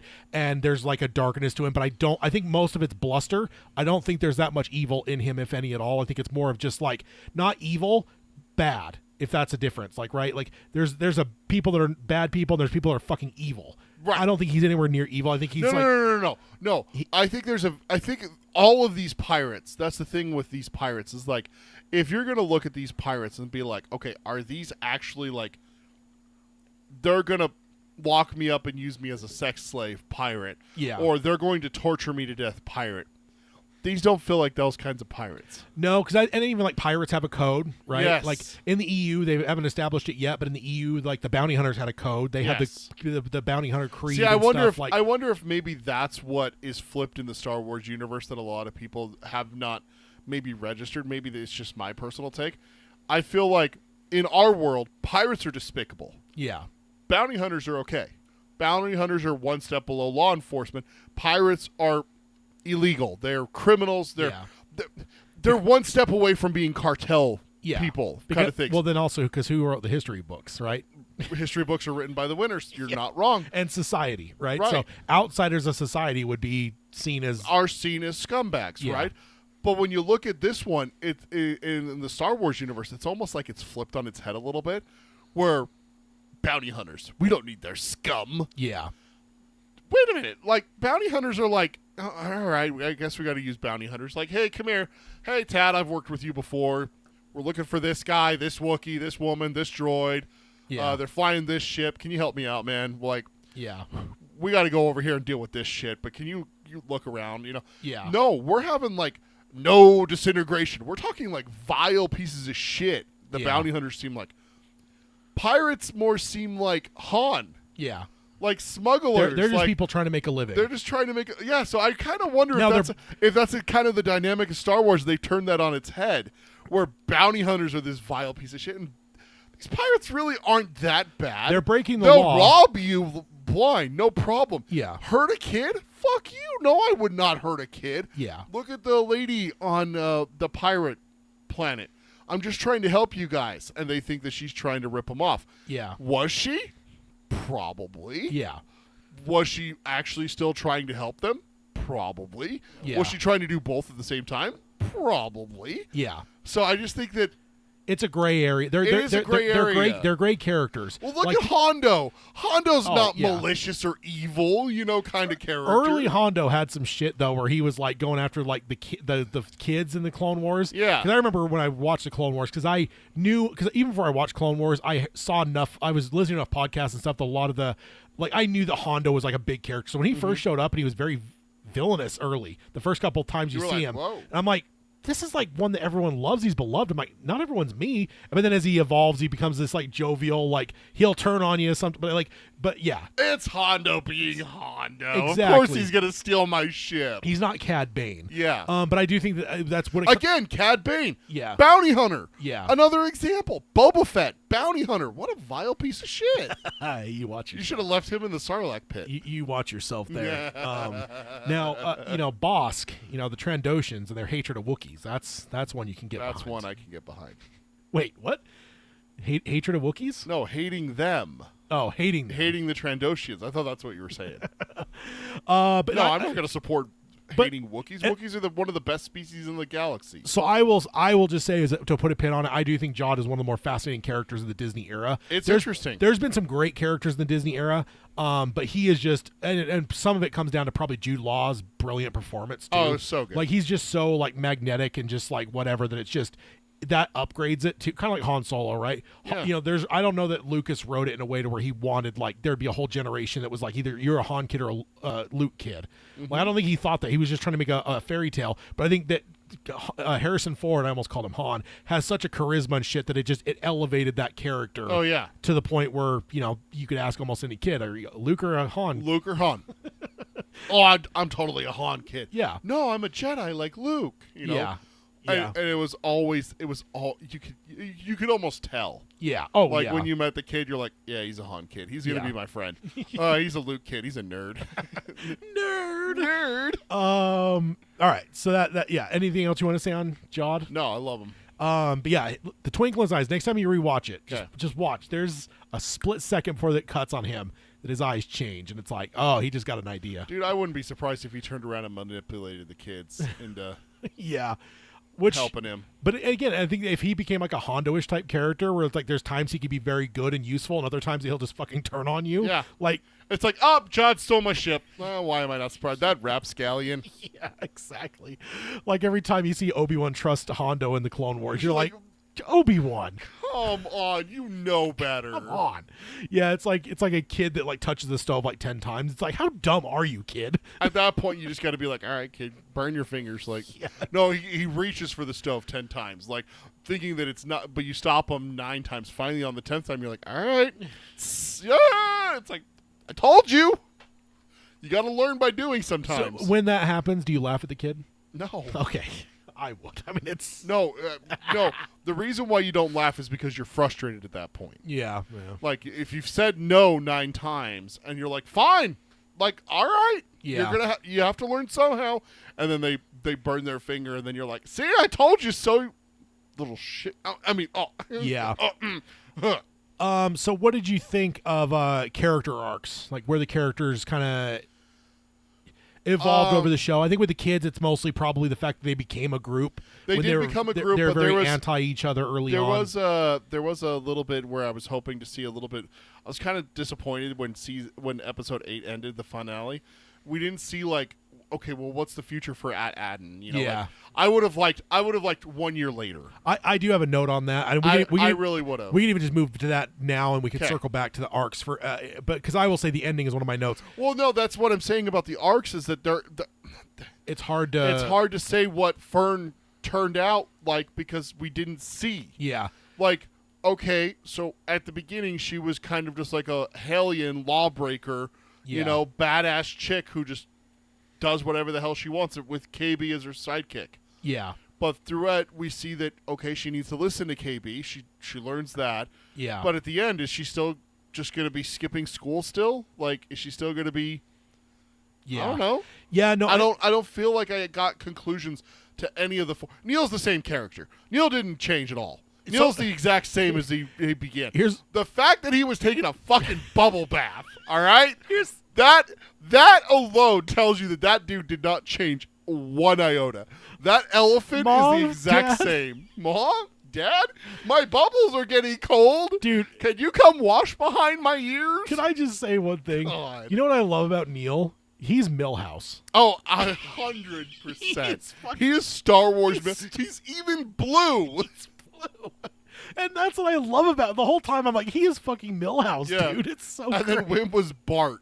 A stupid version, but Bart. Yeah, no, I think he's smarter than Bart is. No. Bart's pretty dumb. No, Bart's crafty. Wim is an idiot. When Lisa sets up the cupcake with a zapper and he just keeps touching it. Ow, I'll get you. Yeah. So with the ending, the one thing I will say, because you kind of already delved into, I had it later. No, I should have had it earlier. I will say the ending is probably my least favorite part of the whole show. Not that it was bad, but I do feel it should have been 10 minutes longer, and there should have been kind of what you're saying, almost like a. Give me a 1 year later. That's all I need. It not even that. It doesn't even be that. It could even 6 be, months later. It could even be a few weeks to just show me the return to normalcy a little bit. And what I explained it to when I finally worked it out in my head to explain it is, it's like, imagine watching A New Hope, the Death Star blows up, they're all hugging each other, walking away, and then the credits roll. You don't get the ceremony. Return of the Jedi, Death Star blows up, credits roll. You don't get party. You don't get the part. Like there's just something about it. It's wrong. It's just and I get they want another season, but there's just it should have had 10 more minutes and just show me. Well, that's fine. Set up next season with that 10 minutes. Or not even that for me. Show Neil in class. Show KB doing whatever. It's just give me them. And we saw Wim looking at that fucking blockade runner with like the apps. It was like Luke looking at the fucking sun. He had a little bit of drool coming out of both exactly. sides of his mouth. And like, it's like, holy hell. and now with that, because I mean, ultimately the blockade runner, you always see those in Star Wars being like, that's like your envoy, that's your diplomat that's now going to establish the New Republic of like, oh hey, and like welcome, like, oh my God, you guys exist? I thought you were a myth. Yeah, and so because of that. Now there's a chance that like Luke, if he has people looking for Force sensitives, I don't know that Wim's Force sensitive. I don't know if we have any indication on that, but I would like to think so. Or I think it would be fun if nothing was. else, because his first bit of like wonder is the X-wings flying away before the blockade runner comes in. He might want to be a fucking pilot. He absolutely does. Because like now, like he just saw his home and himself saved over the course of this adventure by these X-wing pilots. Would you not, if you're not him, would you not then like? Oh, you would idolize them like fuck. You would want to be that more than anything. We've seen that before in real life where kids. Yeah. There was one where it was a story. Want to be firefighters or cops? Yeah, because they of were rescued by a firefighter, so they ended up growing up and being a cop. There was one actually recently that I just saw, where a girl was paralyzed in a car accident, was saved by a police officer from the car exploding. She just graduated the police academy. Like they had this whole like reunion with her and the cop who saved her life and everything. Yeah. So it's just like so it's a thing that happens with kids. They get imprinted on. That's how humans get imprinted on. So I do think that maybe not Jedi, but I think there's a door open now for Wim to be like an X-wing pilot and part of the New Republic. We see it too. Like I was watching a wrestling documentary this morning. Do you know how Shawn Michaels decided how he wanted to be a wrestler? No. Just watching TV. He's like, I want to do that. Yeah. Like, that. How often does that happen with a kid is that they see a fighter pilot. They go to an air show. Yeah. And they see a fighter pilot doing stunts with the Blue Angels or whatever. And then they're like, I want to fly planes. Yeah. Yeah, it's like they always say like the Ed Sullivan, the first time he had the Beatles on, they say that's the show that launched a million guitar players. Yeah, guitar players. You know, because a million fucking kids went to their parents, I want a guitar. And like those are now like the bands from the 70s and 80s or like those kids that watched that, you know. So that exactly that kind of thing happens. So, but with the ending, there was just it felt abrupt and not in a way that ruined it for me, but there was just an element of I just needed a little bit more. And it didn't have to be like I really waited for an after post credits. Yeah, because it just felt like that was too abrupt.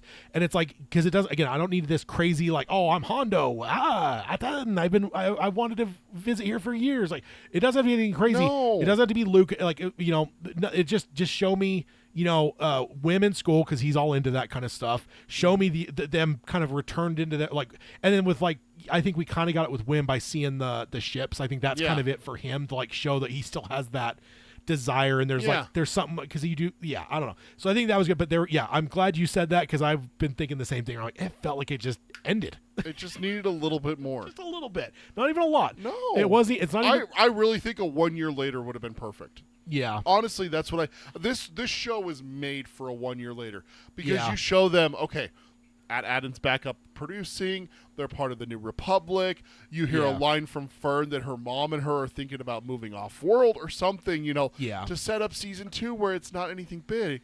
And then there's a knock on the door. Wim opens it, and John's standing there. Hi, Wim. You want to go on another adventure? Even something as simple as that. Like, come on. I think the only reason you wouldn't do it like a 1 year later is because that could step on the toes. You tie your hands for a season 2. That's true. So that's why I'm like, even if it's just a little bit of just like, it doesn't even have to be a full on like, oh, now you're Wim's miserable in school himself, but it's sometime later or something like that. Could even just show Wim and Fern riding hover bikes together, just kind of being rapscallions. Maybe a droid's yelling at him or something. And, you know, Neil's in school raising his hand all, you know, punctual, and, you know, KB's working on helping fix the fucking planet. Maybe show her working on something. Working on the turbo laser that Neil got blown up because he's a piece of shit. And I called that one too a few episodes. Oh, that was easy to. yeah. Oh, look, they're the exact same kind of planet. Look at that. There's Yeah. a turbo laser right there. And he Yeah, he's trained gonna on use it. I told someone at work, I'm like, it's literally Chekhov's gun. Yeah. Like, it's literally Chekhov's Literally a big turbo laser he's going to have to fire later. Yeah.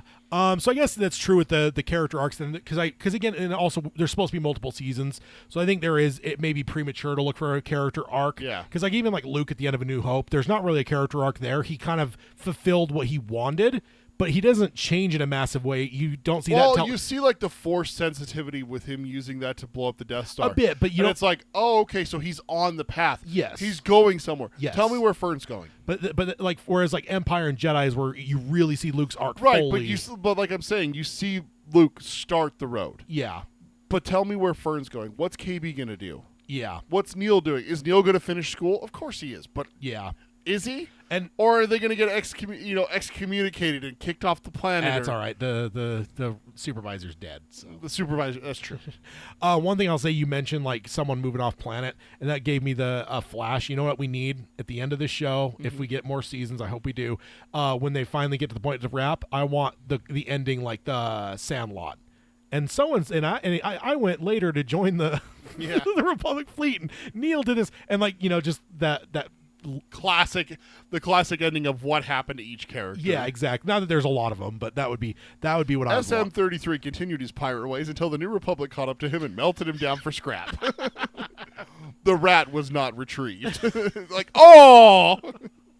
But you mentioned it earlier though, the acid thing, that was fucking brutal, dude.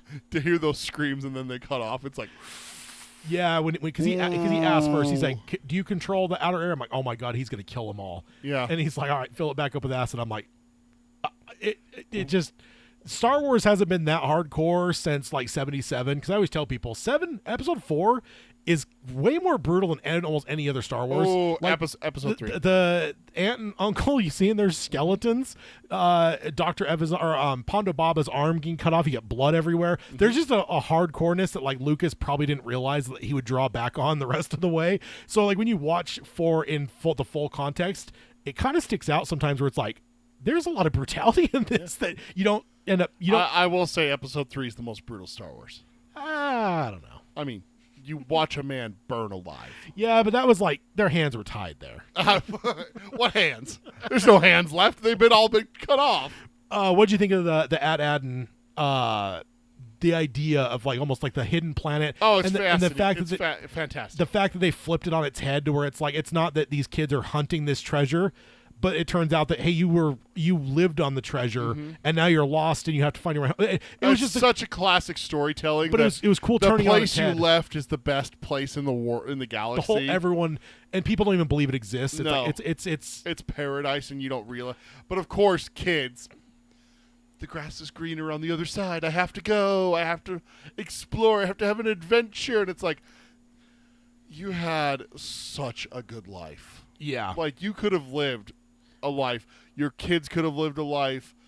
Their kids could have lived a life. You would have just Yeah. been stockpiling all that credits up there. You know what I will say, and it kind of goes a little bit more to the character arc thing that, but I will say toward that in the supervisor room with Jod and the 4 people, when all that shit was popping off when I was rewatching it this morning, I was like, you know what, the kids are more adult than the adults because the adults are in this sheltered environment. If they Like- grew up there, how? They're What did they? They never learned how to fight. no, it's La La Land. These kids are more adult than the adults because the adults have lived in this fucking weird dream world, this Orwellian fucking whatever. It's just there's just never been danger. The kids have faced danger the course of the whole show, so it's kind of an interesting thing. I'm like, God, the kids are almost more like experienced, More adept at surviving than the others. than the adults. Where like she has like beg her mom to like fucking do it. Help! Yeah. So. Oh, I do have to call out. How about Jod bending back the fingers Oh yeah.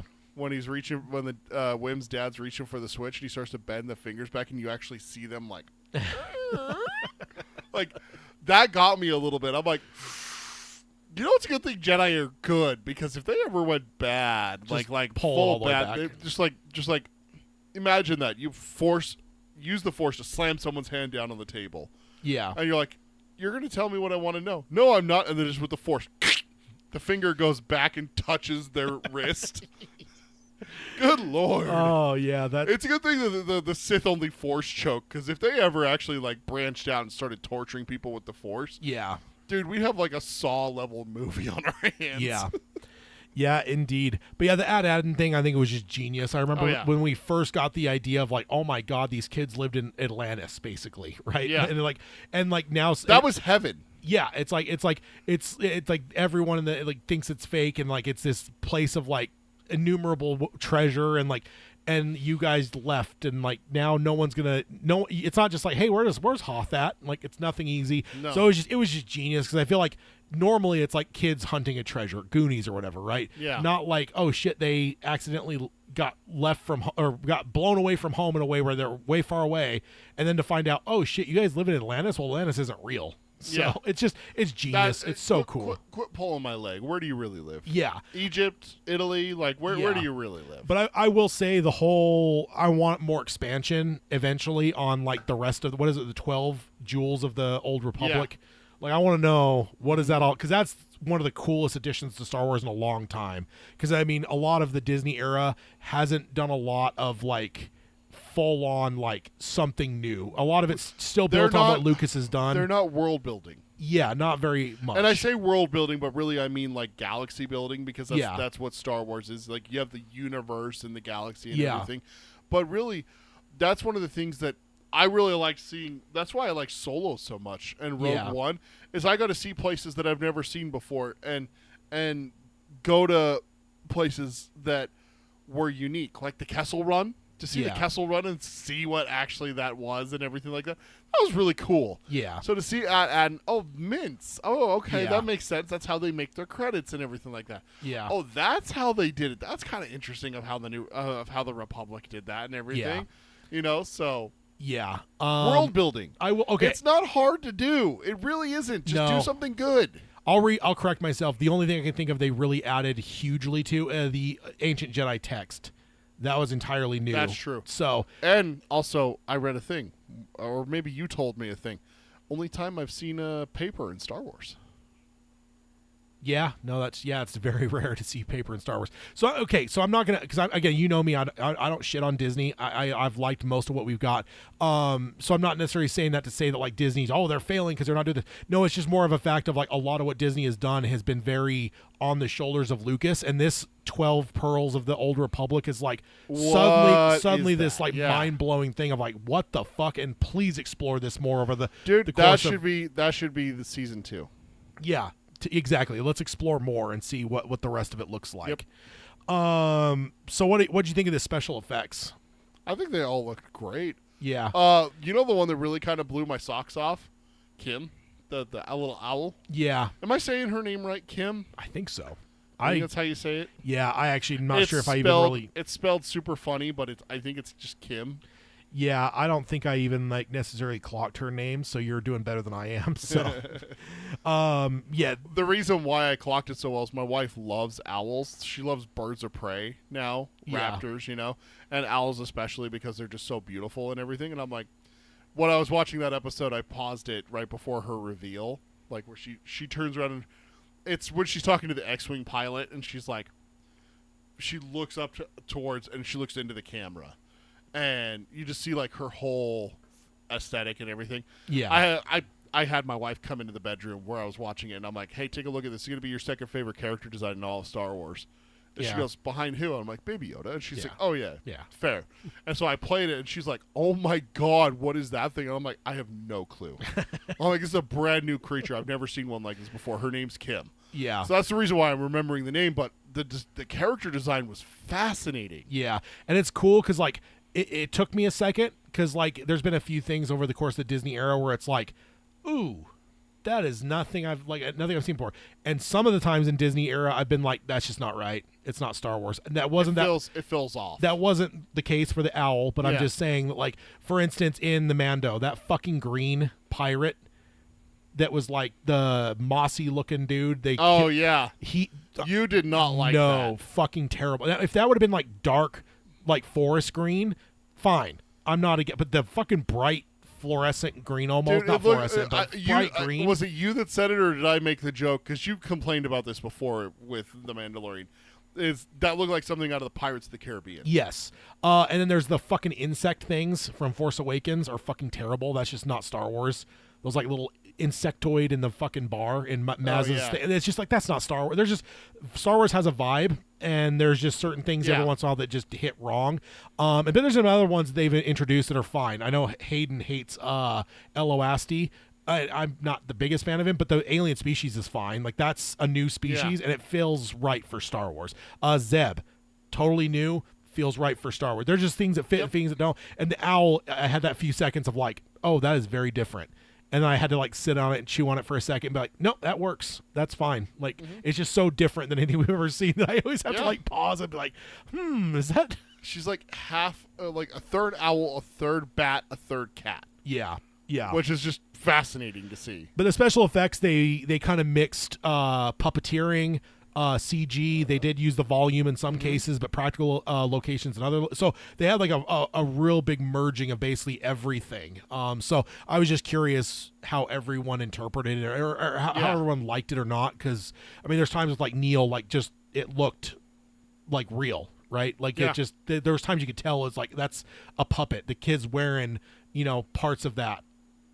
So any predictions you had? I know it's tougher when we're in the retrospect here. Is there any predictions that you had, and did they pan out or not? Oh, I was 100% wrong that Jod was not a Jedi. Yeah. Like, Force sensitive. I was like, no, he's faking it. First time that he's a pirate. Yeah. There's no way, and everything like that.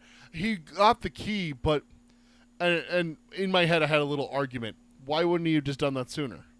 And I said to myself, Peter, listen, and I recognized myself because it was my voice and I was wearing my underwear. I said, where's he going to go? He doesn't have a ship. He can't get off planet. Yeah. Everyone knows him there. He knows that they know that he's Captain Silvo, yeah. Which, by the way, being Jod and then having the Captain Silvo persona, how smart is that? Yeah.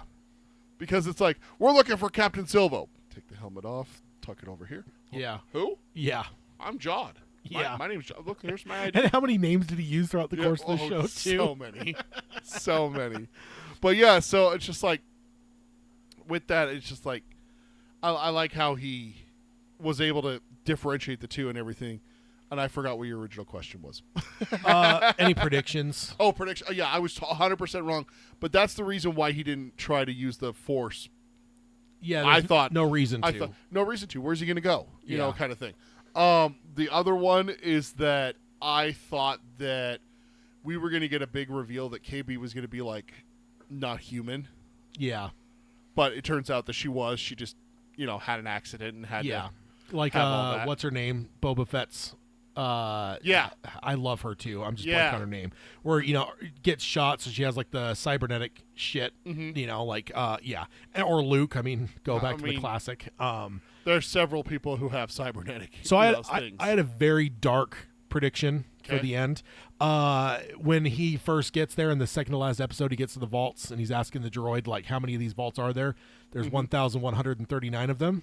Yeah. Well, as a Star Wars fan, 1138 is a very Lucasian number. Yep. THX 1138. And it gets used all the time, right? Cell block 1138 and A New Hope. Like, it's all over the place.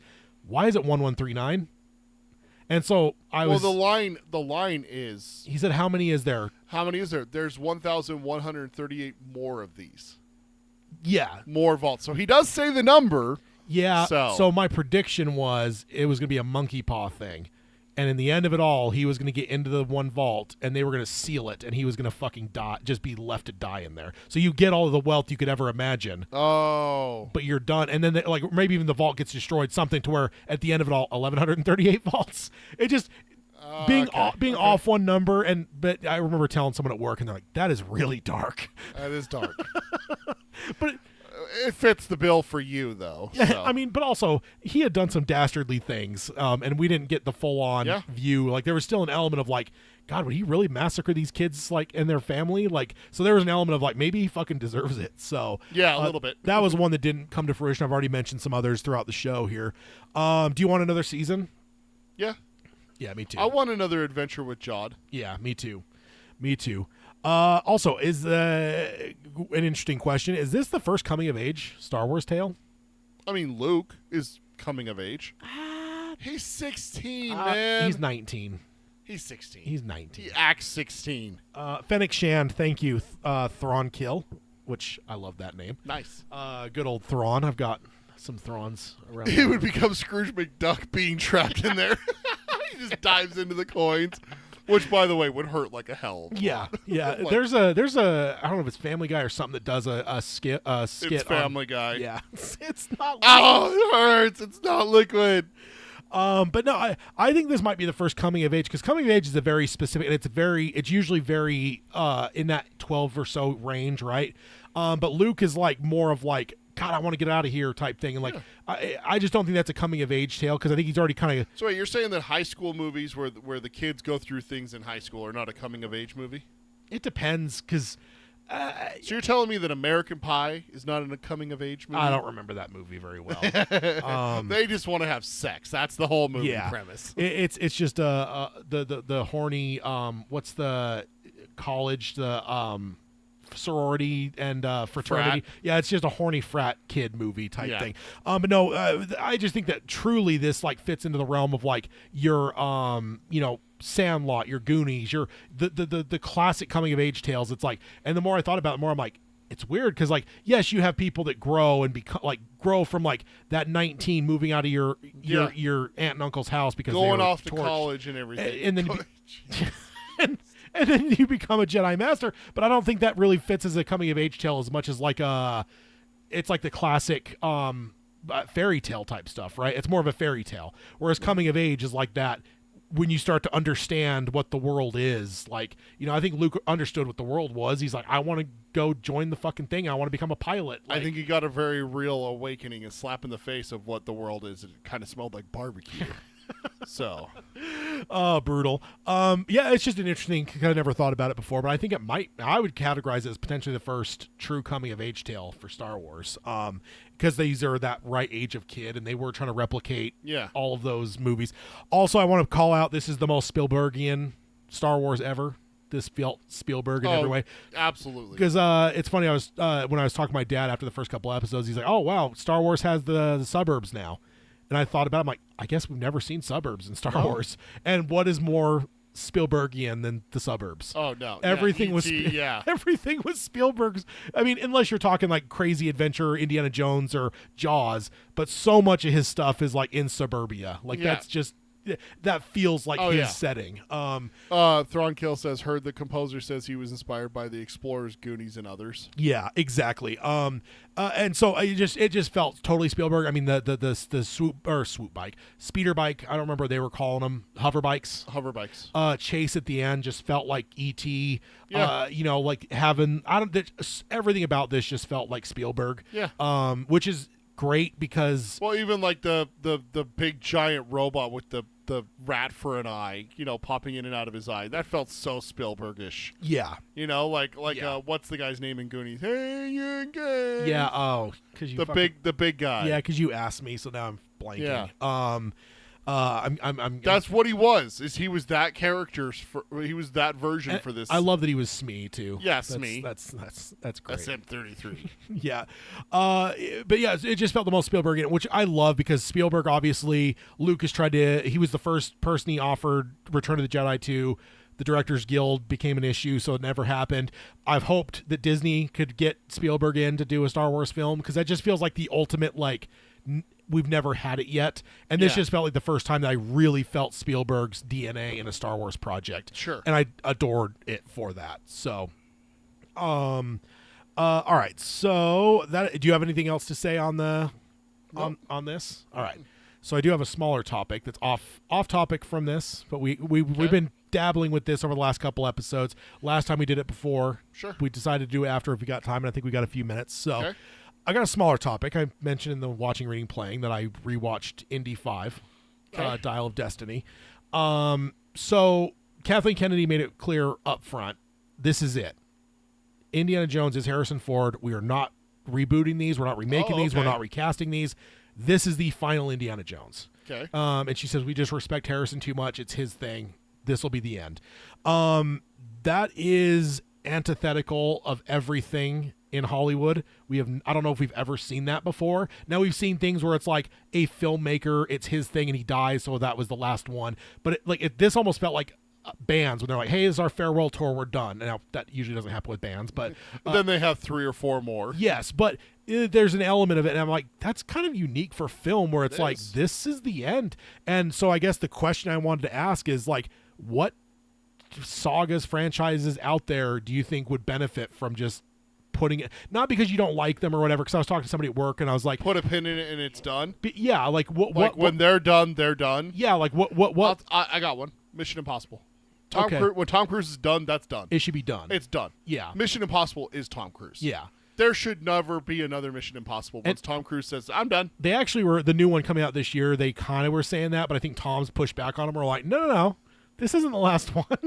So, because He makes so much goddamn money off of them. Of course he's going to say I think that. he enjoys them too. He does. Because he just He makes loves them. breaking bones. Yeah, exactly. No, but and like I was telling someone at work, I'm like, I hate Fast and the Furious, but I'm not going to pick that from this question Yeah. just because I hate it. It's more of a matter of like which ones just feel like they've run out of steam. And so for me, for instance, Jurassic Park. Oh, yeah. They just need to put a pin in that, man. I just don't think that they've. And I mean, I could even argue Terminator.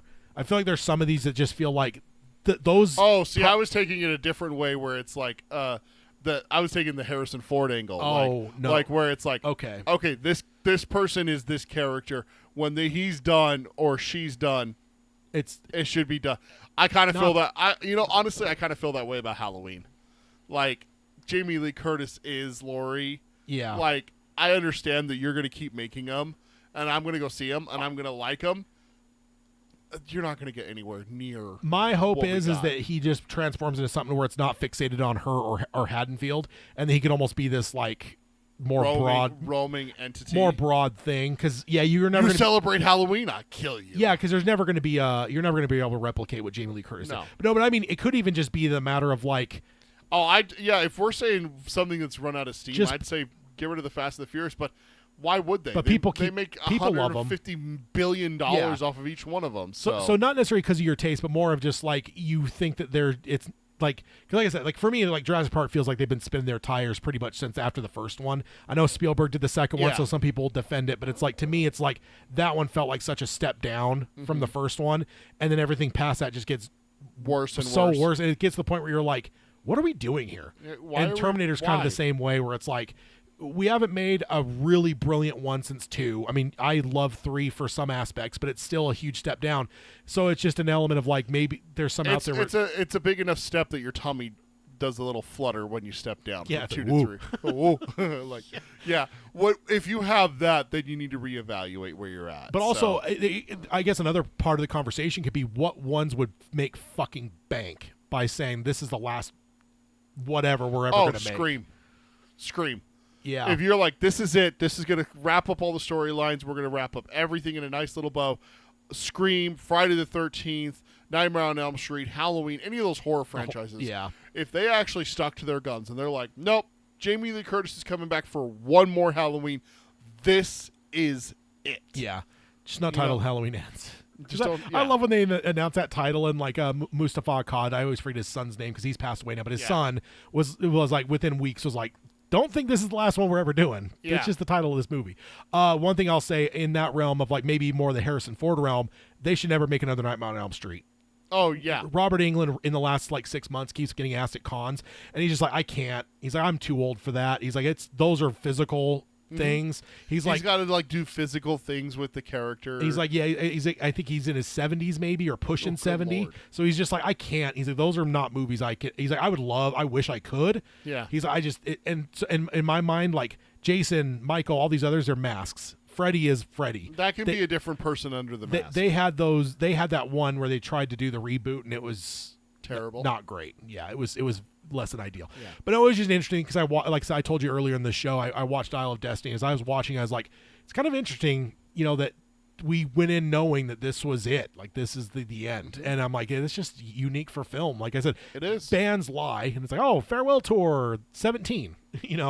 But Farewell Tour Part 5. yeah, but it's like maybe in some of these, I mean, but Hollywood will never do it because if there's money to be made on something, they'll I keep. got one, and it is happening. Hopefully, fingers crossed, knock on wood. Say a prayer. Romero. Yeah. zombies. I mean, yeah, because There's the hope that his widow is able to get those directors and screenwriters and everything for that one. Yeah, for that one. That should be it. I think it will be too. There should be no more George A. Romero zombie films. Agreed. There should be other zombie films. Yes, and ones that tribute him. And ones that tribute him and are in the same vein as Romero, where the zombies don't fucking run and the zombies follow these rules and the zombies can use tools and they're not just dumb. They're somewhat intelligent and they can problem solve like Romero zombies do throughout all of his movies, not just the last one, you know, kind of thing. So I think that I could have also moved to the slide. Sorry, I missed the slide. Oh, that's okay. I think that one is probably my number one. It's 1A, 1B. Mission Impossible should stop with Tom Cruise. I agree. I think that they probably will close it with him, but I don't think he's ready for them to close that this year is the last one. Because I think he still might have more in him. But I agree. How fucking old is that man? Like he's actually starting. 60s, he's starting to show his age too, because he's like one of those vampire types. But he's starting to actually look a little older than he used to. Good Lord, the man's 62 years old. Yeah, but at this point, I mean, they make a ton of money, and I think a lot of times he's like, "Well, write the script to have me jump off a cliff with a bike and a parachute because I want to do that." Have you seen that video too, where he ended up doing like 8 times? It's like, do you really want to do this, or do you need to do it 8 times? Because remember was it Newt in Alien with the slide down, and she kept ruining the takes, and the director's like, "Are you just doing this because you like doing the slide? Yeah, okay, I'll let you do it as many times as you want. Let's just get the shot, and then I'll let you play on the rest of the day. I don't care." And then she did it perfect, and it's like, oh, okay, she was fucking with us.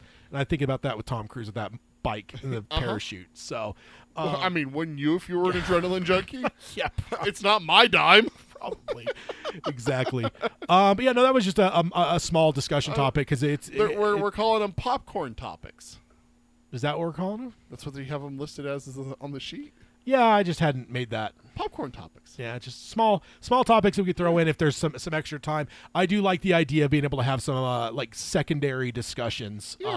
Type thing. So we'll have those throughout in the future here. So that is going to do it for this episode. Let's go ahead and hit the emails. If you have anything you want to say about Skeleton Crew, something you agree with us, disagree with us, you have different takes on things, or you have new questions on it that we didn't cover, send an email over to tad@geekeryabides.com, which is TADD, or peter@geekeryabides.com.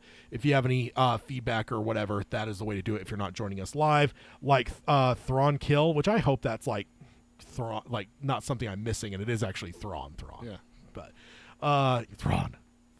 But that's what I need to do is get a button for the Thrawn channel. Thrawn.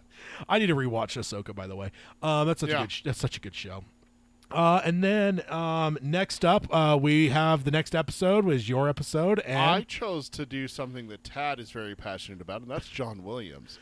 So it's going to be a lot of Tad talking, me asking questions. Because Tad is very into sound scores. Yes, film scores. Film scores. Yeah. Sorry. And John Film Williams is the best ever. So we will be going through. We will be talking about different scores. We will be talking about why it fascinates Tad so much and everything like that. We might have a couple other topics as well. The main one. I will also say I was going to have it for the episode after the second episode in February. He had his birthday, right? His birthday is the day between our 2 episodes in February. His birthday is dead center. I was going to do the second one, but Captain America Winter Soldier, Brave New World comes out the few days before that episode, so we got to do a reaction or response on that film. So we'll just do John Williams on this one. So Peter's being a champ and proactive, doing the John Williams instead of making me wait for a month in advance. So talking about John before I will definitely be watching the documentary on Disney Plus. Yeah, it's great. We'll be discussing aspects of that documentary. It's on Disney Plus. I don't remember what it's called. John Williams something. Yeah, I don't remember off the top. John Williams, the man behind the music, or something along those lines. Yeah. Just search John Williams on Disney Plus. You can find it. The second thing you're going to find on there, if you're a big film music fan and a John Williams fan, recently Disney released I think it's John conducting an orchestra in Tokyo. Yeah, the one that Hayden told us about. Yeah, and it's on Disney Plus as well. If you're into that as much as I am, that's probably a great treat. But yeah, we're just going to delve through and try as hard as we can to discuss John Williams' 50-something year, 60, 70-year career. Yeah. So He's been scoring since the 50s. So Good Lord. Yeah, I mean, he did like a lot of TV and like Yeah. whatever, and I don't think he got into film until like the late 50s and early 60s. But it's like Still. he was like in his 40s when little 20-something-year-old Spielberg was like, "Hey, I really like the work you've done. Can you do one of my movies?" And obviously did every Spielberg movie Everything. almost. I think there's a couple Spielberg. Everything. Yeah, I think there's like one or two Spielberg films that he didn't do, but Yeah. because it was like a scheduling thing. Which if I was Spielberg, I would have been like, "All right, delay the movie." Yeah, let's just cost ourselves $70 million while we wait for John. It's well, I would. You would. And it's Spielberg, so he can get away with whatever he wants. So good. I'm excited for that topic. Yeah. And then also on the YouTube videos, we have a couple of topics that are already picked out well in advance. I do have those listed on there. For instance, I did mention Captain America: Brave New World is our second episode of February. Thunderbolts is May 10th. Our episode on May 10th, Superman on the 19th of July, and then Fantastic Four on August 2nd. Those are the ones we have. Those are two back-to-back episodes that are going to be fucking bangers. Superman and Fantastic Four back-to-back. Yeah. So that's what we want to, if we have things that we plot out in advance, we're going to start revealing it to you guys. Yeah. So actually, I don't know if Superman and Fantastic Four is on there yet, because I don't know if I scheduled them out that far. I don't think you did. I think I only went out to like May or June. I don't think I went all the way through July. But either way, keep your eye on the YouTube. You might be able to get some spoilers for what episodes are coming up in advance. So Sneak peeks, not spoilers. I guess that's true. Sneak peek. That's a happier word. All right, but yeah, we will sign off as we always do. I will say, love what you love, let your geek flag fly high, and to hell with anyone that says anything to you about guilty pleasures. May the force be with you. All right, see you guys. Bye, everyone.